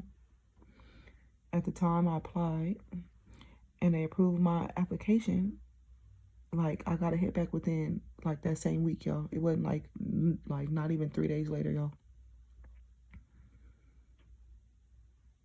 You don't think that's kind of crazy? That's definitely crazy. So let me tell y'all. So I was in this little apartment. I mean, I was at my little hotel. They towed my little car. I had to call Gary. I'm like, they took my car. Da, da, da, da, da. He was happy. He didn't care. So he was like, haha. So he came to pick me up or whatever, and went back to his house. And when I got there, I'm just like, oh no, back to square one. Yeah, right. I couldn't do it. I said, Lord, if I'm gonna get out of here, it's like, if you want me out of here, you're gonna have to make something shake. I probably didn't pray it just like that, but I was just praying like, Jesus, please get me out of here. I was like, literally, y'all, it was sometimes I would be in a bathroom crying, shaking, begging God to please get me out of that situation that I was in, y'all. Or other days I would just be gazed, zoned out, I would stare out into the sky for like an hour, bro, thinking about how I'm about to, just brainstorming on how am I about to get out of this situation. Literally, like, and I was going through depression too. So yeah, I used to spend all my days, like I said, I was alone a lot because we're not really alone, because I definitely Naomi was there, but I can't sit down and talk. I'm talking right now to her. She was like only 1 year old at the time too, like 2 or something like that. Don't even talk to her now like that. Like, I don't put my burdens on her. Come on now. So like, I couldn't really she would just see me cry all the time, and I'm like, I'm tired of her seeing me cry. Like, I don't want her to remember, like when she grew up and her remembrance is of me crying or being unhappy or something, So I'm just like, yeah, no. I'm like, Jesus, if this is what you want me to do, you crazy. Vegas? Are you crazy? Vegas? He was like, no, I'm not crazy, and yes, that's what I want you to do. So, what y'all think I did? I was that desperate. I was so crazy. I was crazy enough to move to a different state with no money, no car, no job. Okay, y'all? Let me tell y'all. I was so desperate to get out of that situation, y'all. I moved to a totally different state, no money, no job, no car. Y'all hear what I'm saying? That don't sound crazy to y'all? Yes, that's crazy, okay? So anyway, ended up applying for the apartment, got approved within 3 days. Come on now, where does that happen at? Where does that happen? It happened so fast, I wasn't prepared to move in. When they hit me up, I gave, how you like apply and they say, what is your desired move-in date? Oh, well, they approved my application. They said you can move in on that move-in date. I said, oh, wait. I'm not even, I didn't know y'all was going to, you know. So tell my mom, I'm like, Mom, I got an apartment. She was like, Mama, no, you didn't. I said, yes, I did. It's in Las Vegas. She said, Christina. She said, no. I said, Mom, I'm moving to Vegas. She was like, Christina, just let me call you back. So that happened. She called me back. She was like, Mama, you really going to Vegas? You really gonna move to Vegas? And she couldn't really say nothing because she knew the situation I was in. And she wanted me out of that situation more than I wanted to be out of the situation. So she was just like, okay. At first, I didn't. She was like, at first, you know, I wasn't really for that. But she was like, I mean, you got to do what you got to do. I was like, okay. And right when I heard that, it was a green light from there. Right when I heard my mom say, okay, not that I needed her, okay, but I've always, like, that's my mother. Come on, like, I always search for her validation. So right when she said, okay, I was in there, bro. I was in there. So, you know, that's when all hell broke loose, right? In both good and bad ways. Because all hell broke loose in a good way because I was getting the heck up on out of there. And, you know, like, I got to see his true colors and I was getting up on out of there. But all hell broke loose in a bad way because he noticed, oh, snap, she can leave. And he got some act right. And, come on now. Like, that was my best friend, y'all. Like, Garrett, we spent like every second together. That's what it felt like. Like, that was my best friend, okay? Like, that boy was my everything, y'all. Like, literally. Like, oh my gosh. Could nobody... Yeah, if you're listening and you ever try to tell me something about Garrett, you know, couldn't nobody tell me nothing about Garrett, bro. I love Garrett dirty draws, bro. I will drink Garrett dirty bathwater, bro. I love this boy from the crown of his head to the soles of his feet. I love everything about him. He was just he just used to lie. He just used to lie. So, he still do. But he is the biggest, most evilest liar I ever met in my life, y'all. I ain't never seen somebody who could lie like this, y'all. Spitting and hissing and putting on God, putting on their kids and still be lying. Crawling, begging on the floor, fingers crossed, hanging onto your feet, hanging onto your legs. You dragging them across the floor trying to get away and they still lying, y'all. I ain't never seen nothing like this in my life, y'all. He really the reason why I got trust issues. Because, I don't trust Christian. I don't trust nothing, y'all. Because this boy, and I'm not even trying to say like, but I really got to see his true colors, y'all. And he definitely, you know, he got a really good side, but he has a really bad side too. So, yeah. And I got to see both of them. I got to see him in his prime, like the best he could be, you know. Like, I got to see him, like, you know. Actually, I didn't really get to see him the best. Well, we spent some great times together. We shared some good laughs. So that's what I consider, like, you know, like our most peaceful, loving times. That's when he was at his best to me. And I see him at his worst when he was like real evil, Knievel, nasty, rude, ugly, just totally wicked, out of this world, okay? So, he could probably say the same thing about me too, so.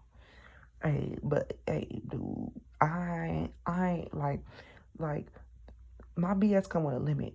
Like, once it hit that limit, I can't go under that limit because it's just not in my nature. You know, like, it's just not in me. Like, you get what I'm saying? It's not in me. I can't do it. I can't be like that. Like, I'm going to damage myself doing that to you. You get what I'm saying? Like, I won't get no satisfaction out of being ugly, being mean, being rude, being none of that to you. Because I'm looking at myself like, why would I do that? Like, like, is there something wrong with me? Like, why would I just treat somebody like that? You know, why not just leave? Why not just ignore them? Why not just nothing them, you know, like they don't exist, because those type of people shouldn't, right? So yeah. So anyway, moving on. So it just got to a point where I'm just like, okay, this boy, if I gave him the chance, he'll probably slice my throat, for real. Like, I'm not even joking, y'all. I'm not even joking. I'm not joking, for real. So,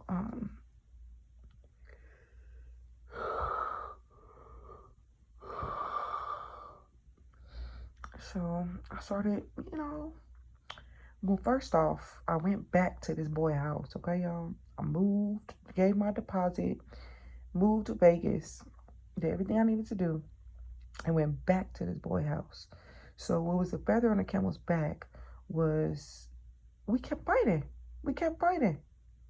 So I'm just like, I'm done with this. I got a place where I can go to, even though I didn't want to be here at first. I'm like, I got somewhere I could be at where, you know, I'm safe and, you know, like we gonna be good. It was just so far at the time. We was weighing, you know, like I don't have nobody out here, y'all. The people that I have out here now is people I met along the way, you know. Other than that, I moved out here with nobody.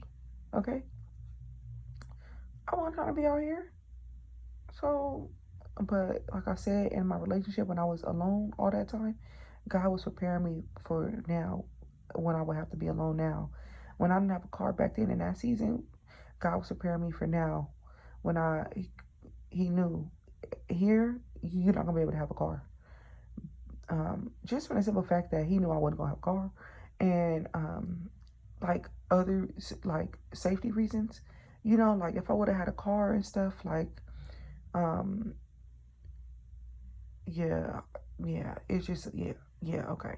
I can't even get into that. Like, yeah, just know when people can't get what they want, they get desperate and they start stalking you. That's all I'm gonna say. So, yeah, me not having a car keeps me low profile anyway, you know. So, and like everything, like I literally live like 30-second walking distance away from the grocery store. I just walk out my house and I'm at the grocery store. So, yeah, I could like get in my window, my bedroom window right here, and point the camera outside the window, and I could check out the grocery store. And I'll be like, oh wow, yeah, God knew exactly what He was doing. So He put everything in walking proximity for me, because He knew I wasn't gonna have a car. So He moved me right in the middle of everything. It's like a park, a library, a Dollar Tree, food places down the way. If I really want to take, you know, a real walk, like a 15, 20-minute walk. But yeah, if I don't want to do that, I can stay right here in my proximity, 2-3 minutes, 5 minutes, as long as I ever had to walk to go get some food. So like that's not bad. Like, come on now, it's like right there. So yeah, so I ended up going back to his house, got into a fight, police was called, CPS got involved. God knew what He was doing. He said, you have to get out of here and I'm going to help you, because you get out and you come back because you feel like, oh, stuff was aired out. No, this is the same person. This is the same person that did that to you last week. It's the same person that you praying to be begging to me about getting you away from. I'm like, you right. You right, big God. You right. So ended up staying at Garrett's for like 2 months after I had got my deposit and stuff. Gave my deposit. And that little stuff happened with the police and stuff. So finally moved. Finally, I'm like, you know what? I'm out of here. Caught a flight to Vegas, left with whatever I could, you know, fit on the airplane. And I didn't go back. I mean, I did like go back to like visit, but I ain't never been back to live. Like that was the last time I lived there. It was in December 2020. So, oh, I'm so grateful to be able to say that. It's gonna be 2 years this December. Wow, God is good. So,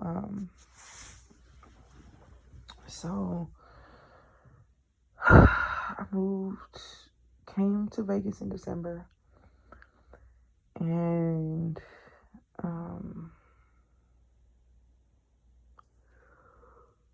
yeah, so I'll talk more about my little journey being here because that's a whole nother story. Like, I met some amazing people here, y'all, but I feel like God didn't allow me to move here right away, because had I came in October, I would have met people, but the first person I met when I got out here was like, oh my gosh, guys, yeah, the first person I met when I got out here in December.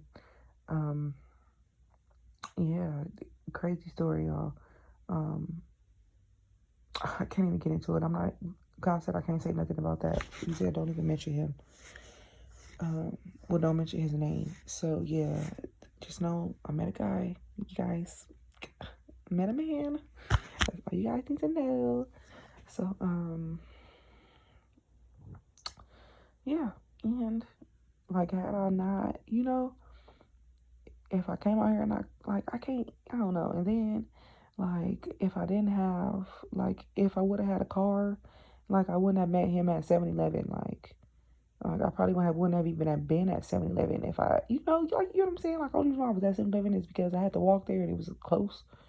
And yeah, it's just great. Just, y'all. Anyway, so moving on. So I was still kind of just dealing with Gary, because that's my baby dad or whatever. Choose your baby fathers and your baby mothers wisely, y'all. Do not just have no baby with any of your body. You're going to have to deal with this person forever. It's not, oh, the child turned 18 and it's over. No, you got to remember this person forever. You got a child with this person. You're going to remember them forever. Ew. Like, Garrett, he's cool and all, guys. But not for me. Garrett, I would have preferred to leave him in the past and not have anything else to do with him. Ever again. Look at me. Oh, gosh. Anyway, so, I was still messing with Garrett, and then I met another, somebody along the way that really just helped me totally just push Garrett to the side. Like, and plus, I'm all the way out here, so it was a lot easier for me to, because number one, I don't see him all day every day, and he's working my nerves, so I'm not talking to him all day every day.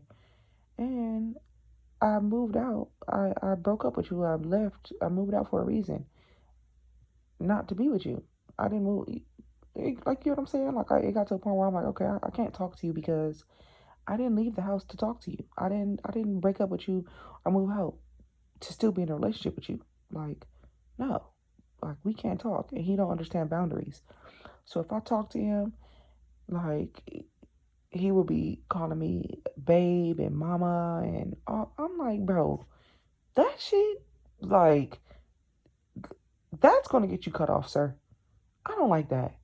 Don't call me that. Please don't. Like, I'm disgusted because no, don't call me that. Ew. And it's not even like, oh, ill this, ill that, because I was with this boy for 7 years, or however long. But it's ill. It's yeah, it's up now. It's ill. For real. Like, Mm-mm. Mm-mm. Mm-mm. Heck, So, anyway, like I was saying,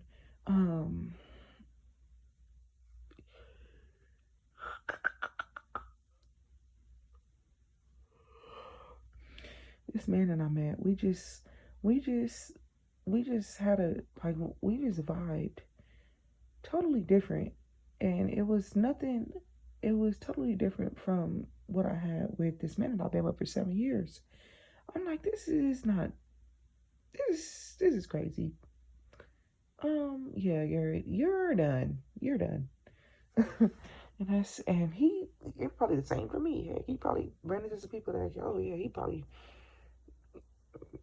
not, but I mean, who knows? He probably, he probably got some good friends where he feel like, yeah, I don't know. I don't know what he feels like, but that's how I feel. I feel like, I was like, dang, like, this guy, he don't even know me like that for real. And he got me. Shit. That's really what it was. Yeah. So, yeah.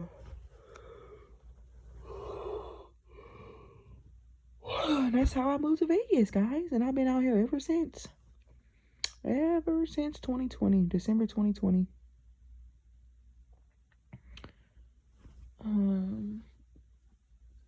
All last year really was like really a journey from January to about August, maybe. Yeah, about August.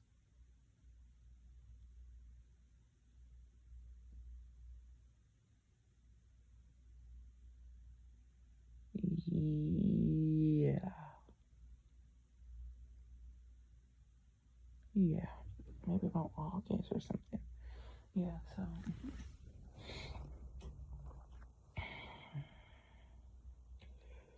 it was like really like a big like rest for me. Like when I got here, um God had me in a period of rest, of resting and stuff. Resting, yeah. So I was just resting. I was just resting.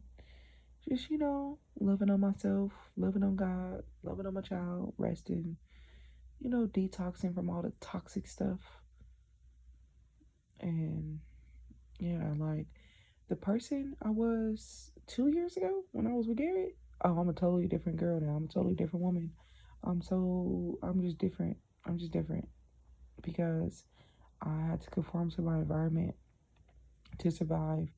And I was following after what I was, who I looked at to be my leader, who was very toxic and unhealthy himself. So he wasn't really a great example for our relationship, to begin with. Like he wasn't a good leader. So, not really a leader at all. Like I would plan our dates. I would plan like stuff. Like, yeah, guys. Right. So,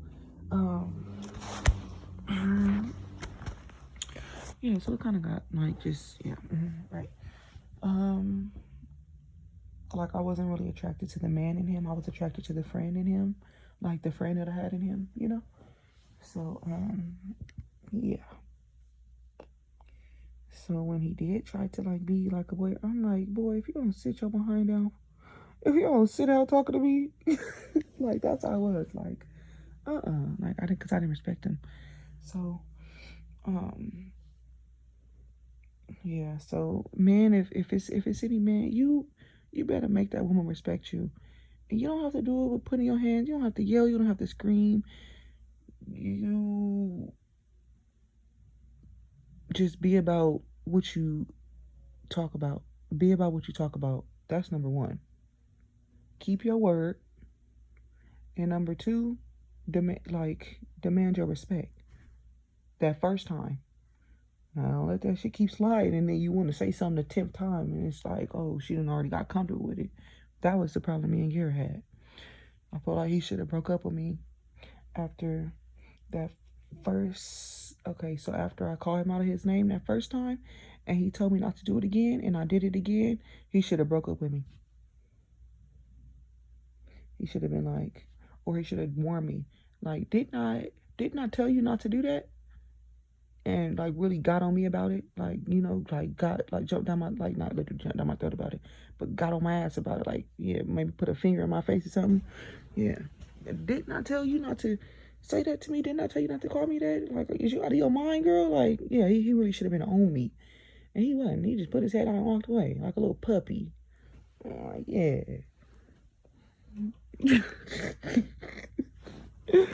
And I hate to even say that, but you put your yeah. And right after that second time, if I did it again, oh yeah, all my stuff should have been out on the porch that next when I came home. All my stuff should have been out on the porch, okay? Yeah, men, yeah, men, yeah. Stand up for yourself, period.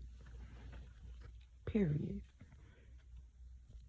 You say something one time, I said don't, yeah.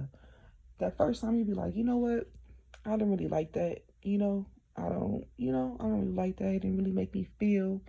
I don't, you do it that second time. Now you be a little aggressive. Didn't I tell you not to say that to me? That third time your ass is grass. You're out of here, bruh. You should have backed up on the porch. You're out of here. Yeah. Energy for the rest of my life, period. Because I feel like I gave too many chances, too. That first time he lied to me, I should have been like, you know, I don't really like when you lie to me, babe. And that's makes me feel like crap. Makes me feel like stupid. At the same time, didn't I tell you not to lie to me, my nigga? I'm just kidding.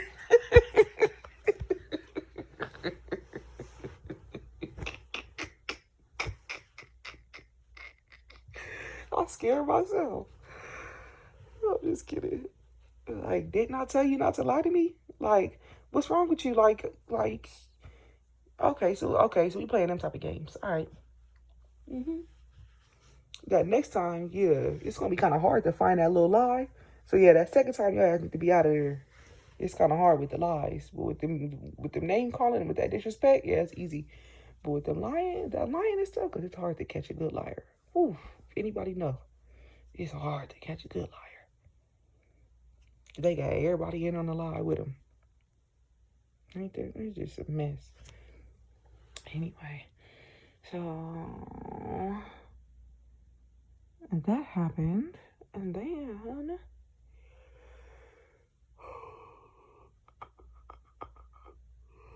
I kind of just got over talking to him. I'm like, I'm not about to talk to you. Like, we still arguing. Like, like, boy, forget this. I'm moving on. So that's kind of when I made a conscious decision to move on. When I had realized, like, okay, you did it. You got out of the situation. What are you going to do? You going to go back? So that's kind of when I made, like, the conscious decision to move on. And I'm just like, I don't want that for myself no more. I don't want that for me. I don't want him. I don't want that. So here I am in Vegas. Been here ever since. I've been loving it. Oh, yeah. So from that time, from January to August, was a time of rest for me. It was like a time of rest. I was just chilling, doing whatever I wanted to do, really just doing what I wanted to do. And then the time from like the end of August to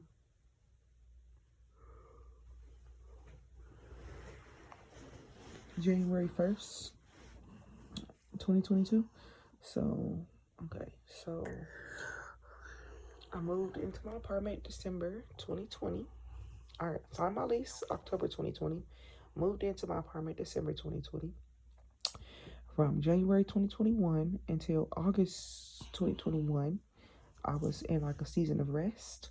And then August 2021 into January 1st, 2022. I'll say first. I'm being specific with the first because on January 1st, there was a shift that happened. So from August 2021 to January 1st, 2022, that was my season of like testing. I went through like one of the toughest seasons of my life, y'all. I ain't never been through nothing like that before. I went through like a season of testing and purging and yeah, all that good stuff. And now I'm in a season of preparation. So like when I used to ask God, because like sometimes I feel stagnant, like, God, what am I doing? I just feel like I'm not doing nothing. Like, what am I doing? And he was like, well, first off, darling, be grateful. Because you could be doing a lot more. I'm like, you're right. Let me be humble. Let me be humble. And he's like, number two, darling, I had you in a season of rest. And then I put you through a season of tests. So I rest for the tests because he knew I was going to need it. I went through a season of tests. Pass, y'all. With, when I tell y'all, with Lord, please give me the words. A string of a hair. Okay? I literally, that's how thin I passed, y'all. Okay? I barely passed. I was fenced to, yeah, I was fenced to give it all up. I passed though, y'all. And on January 1st, there was a shift. And I actually posted my first YouTube video on New Year's, I think. Yeah, sure did. So, yeah, there was a shift that happened around that time. And I was coming out of that season of like testing, and I was like purging, and it was like a lot of crying, a lot of just, yeah, I know. And right now, up until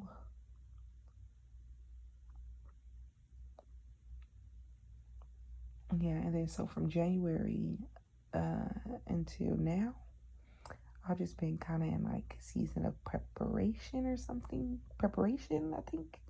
Yeah, right, God.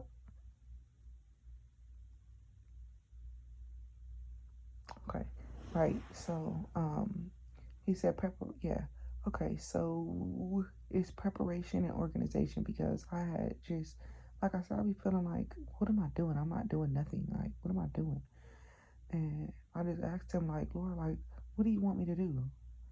And he was like, you're doing it. Like, just be quiet. And I'm like, well, I don't feel like it. He was like, just get organized. Just get organized. So I said, okay, get organized. That's easy.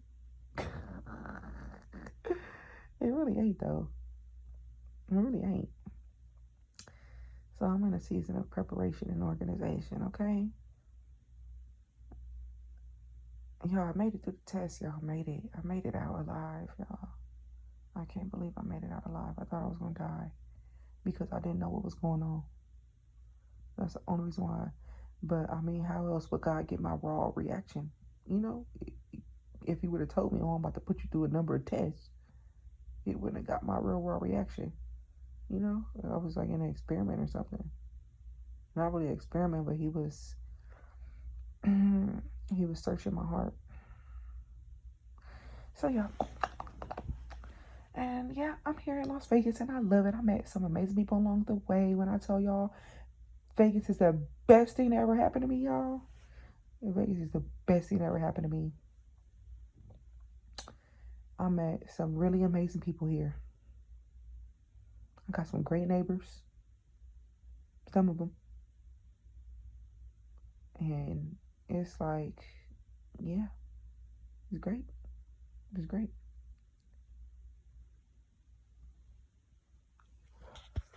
I do want to add that I was being hard-headed. I don't know why. God trying to have all of my business. So I was being hard-headed, and I brought Garrett to my new apartment in Las Vegas. I sure did. And we got into a fight, and the police came, and I went to jail. So I just wanted to throw that out there. He said to just, tell y'all. Yeah, so, yeah, he ain't been back since, y'all. He ain't been back since, baby. That was almost a year ago now. Praise the Lord. But, yeah, I've been, like, literally, like, kind of like, doing my own thing for the most part since, like, April 2021. Like, I ain't really been talking to Garrett or nothing. So, April, May, June, July. Okay.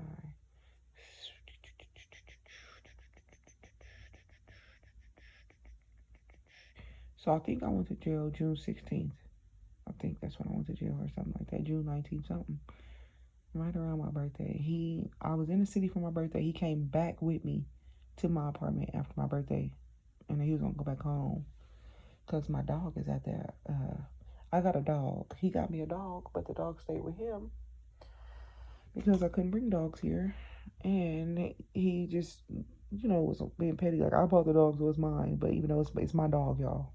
She's my dog. So, yeah. But, yeah, she over there. I feel so bad leaving her there with him. She be depressed. My little poor baby. She be so sad when I leave. I love her so much.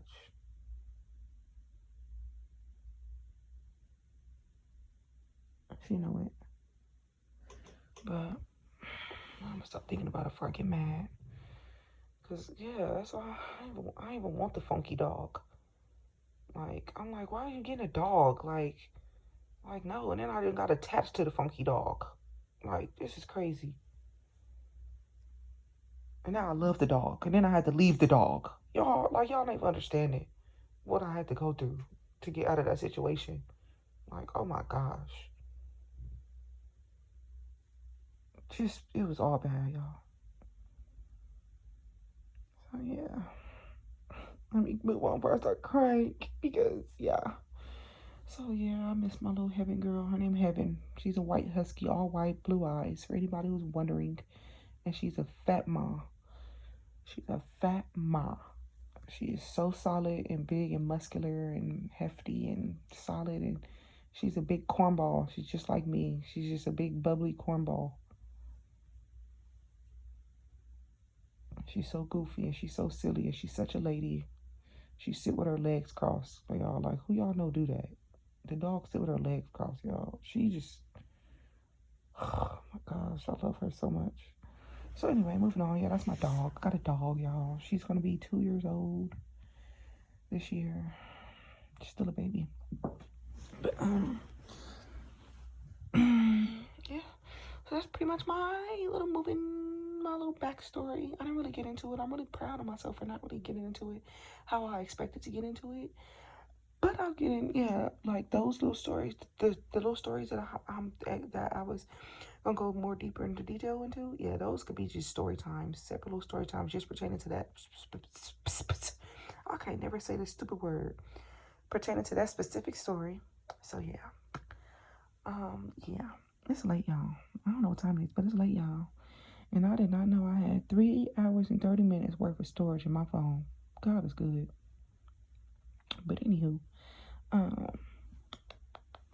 so I'm probably not going to be able to slice and dice this one. I'm going to have to add my vlog from earlier to a different video.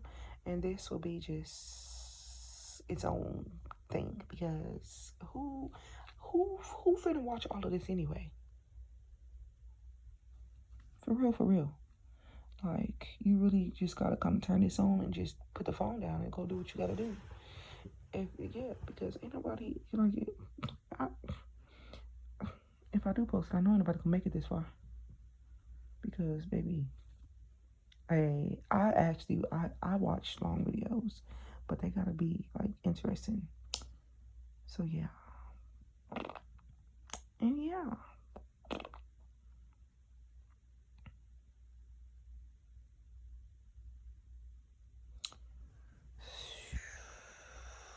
So that's pretty much, yeah. Yeah, I'm not gonna say too much more. Yeah, that's the end. Everything else I'm gonna save for some story times, because it's, yeah, everything else is like story time type of ordeal. That is just telling you the rundown on how and why, like a little backstory. Because this, oh, trust me, it's a tornado of things I can tell y'all right now. But I don't want to revisit those, those memories, because, yeah, I'm healing. And it's good. It's beautiful right now. It's amazing for me to even be here when 2 years ago I thought I would die without this boy, y'all. So, and now I'll die if I get back with him. Oh my God, kill me first. That's how I feel. Look, God is good. Let me tell you, God is good, y'all. Okay, God is good. God is good. God is good. God is good. And I gave him so many chances, so I don't feel bad at all. I gave that boy so many chances, y'all. I gave that boy too many chances. So I don't feel bad. I don't feel bad a smidget. I feel bad for me. Hell, if I want to be honest. So, yeah. But I don't wish no harm on him. I was gonna say, but I love him. But no, I ain't even gonna say that. Because y'all take some out of context. I care about the boy, and I wish him nothing but the best, okay? But even just, like, recently, like, just having to, just cut him off. Just, just in recently now. Because he just kind of acting a little deadbeatish, it's giving deadbeat. So, and I don't talk to him. You know, Naomi got her own phone, so she talked to her dad on her phone, and he don't like not like having access to me like that. So he don't really talk to her like that. You know, like I gotta like chase him around for her. Not really chase him around because I ain't chasing nobody around. But I either gotta tell her, like lie to her, like no, he's busy or he doing something or he doing that. Or I gotta call him around like, boy, like why ain't you calling and talk to her? You know, I don't want to do that. And he don't do it on purpose because he know I'm gonna call and reach out and do that. So that's just his way of getting me to talk to him. So yeah, I have to just cut that boy off because he's so desperate for my attention. He'll do anything to make me talk to him. So I had to cut the boy off. I said, oh heck, you're not about to use this child. You know, like it's putting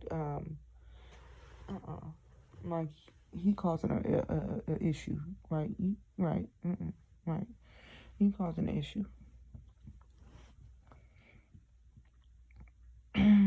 No. Especially not all in and out of my baby life. You're not gonna do her like that. Especially not behind me not wanting to talk to you. Like you're not gonna do that. You're not gonna do that. So yeah, he just actually texted me like, I love you. I want my family back, and I'm gonna get you back when I get out of college. Cha. I laughed for 3 days. I did, y'all. I laughed for 3 days straight. I did not stop laughing. Every time I thought about it, I let out a laugh. Cause this boy he out of his mind, y'all. Something wrong with him. I told him, I said, yeah, you need help. You need help. Y'all. Oh my gosh, this boy. Just thinking about it.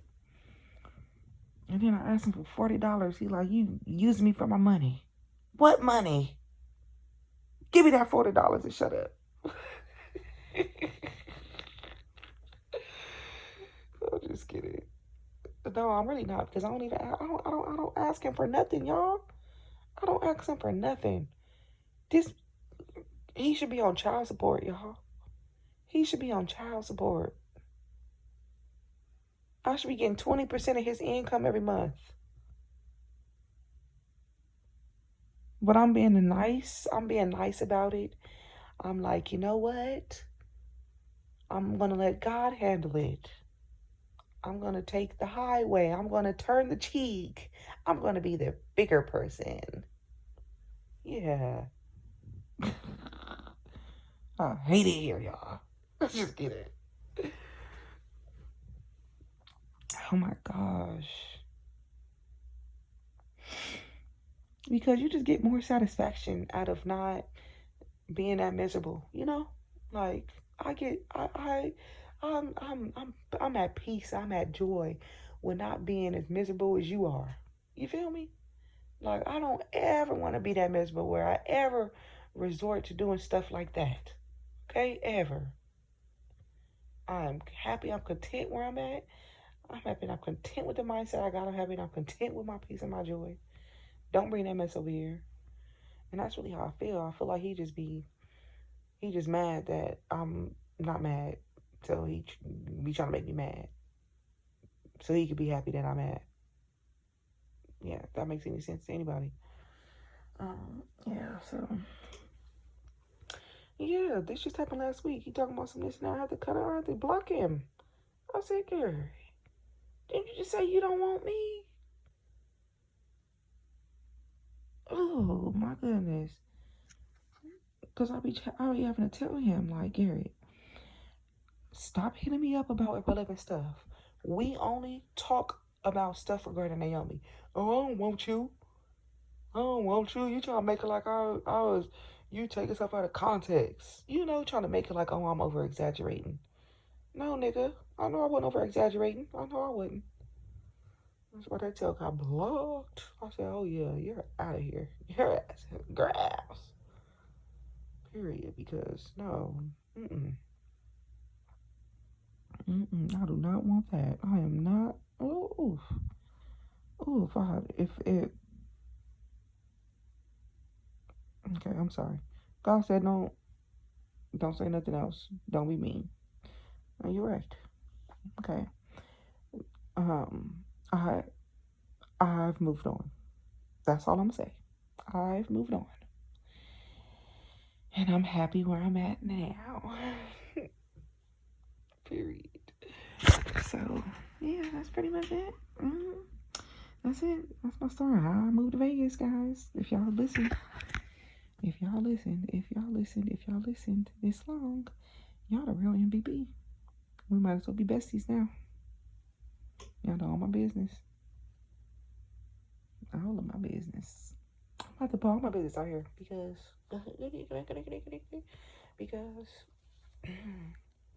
because I know that what am I trying to say? I know that it can probably help somebody, and I'm not ashamed. That's what I'm trying to say. Some people, they won't even, like they wear this mask and stuff.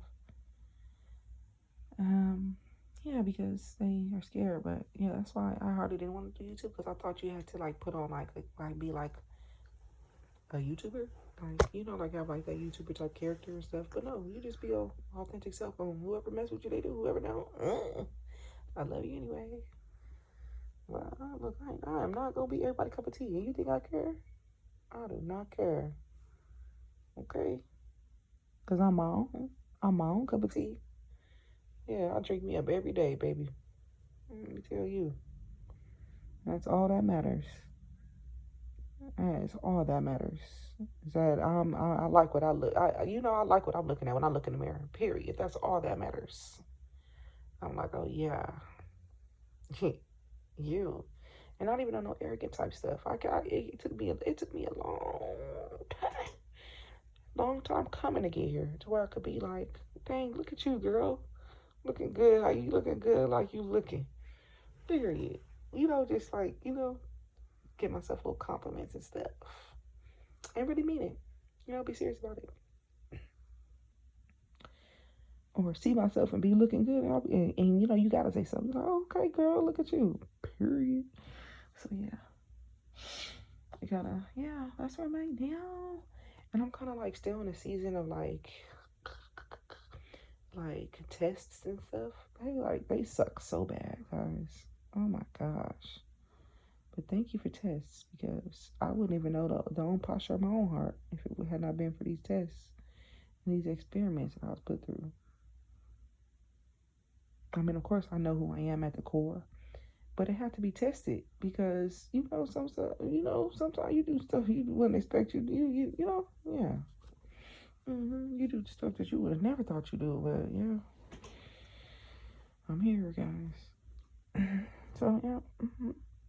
I talked enough. I talked a good 3.5 hours, so I'm gonna just go ahead and log on off down. Appreciate you guys for listening. If you made it this far, if you made it, thank you.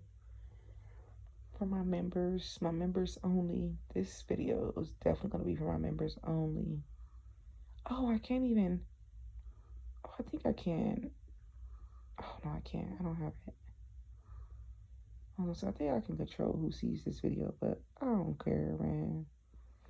Members only. Yeah, it's the tribe. I'm gonna call y'all the tribe. Yeah. So, all right. The Mo tribe. Oh yeah, Mo tribe. Members only tribe. Mo tribe. All right, Mo tribe. Oh yeah, it sound alright. What you think? Yeah. So I'm going to definitely get back to you guys later. I'm going to try to upload this video, and then I'm going to delete it so it doesn't take up any more space on my phone, and then I'm going to make more videos. So I'm going to upload this one. I'm going to schedule it for whenever, and yeah. So I hope to see you guys, talk to you guys soon. I ain't really doing much of nothing anyway, so I'm gonna be back on here. Yeah, I'll be back. Okay. It's giving. Let's go to sleep, girl. That's what it's giving. Okay, so I'm about to go to sleep. I'm really about to, yeah, I'm about to. Okay, I'm about to go to sleep now. I will see y'all in the next video. Stay encouraged, y'all. Love y'all. Bye.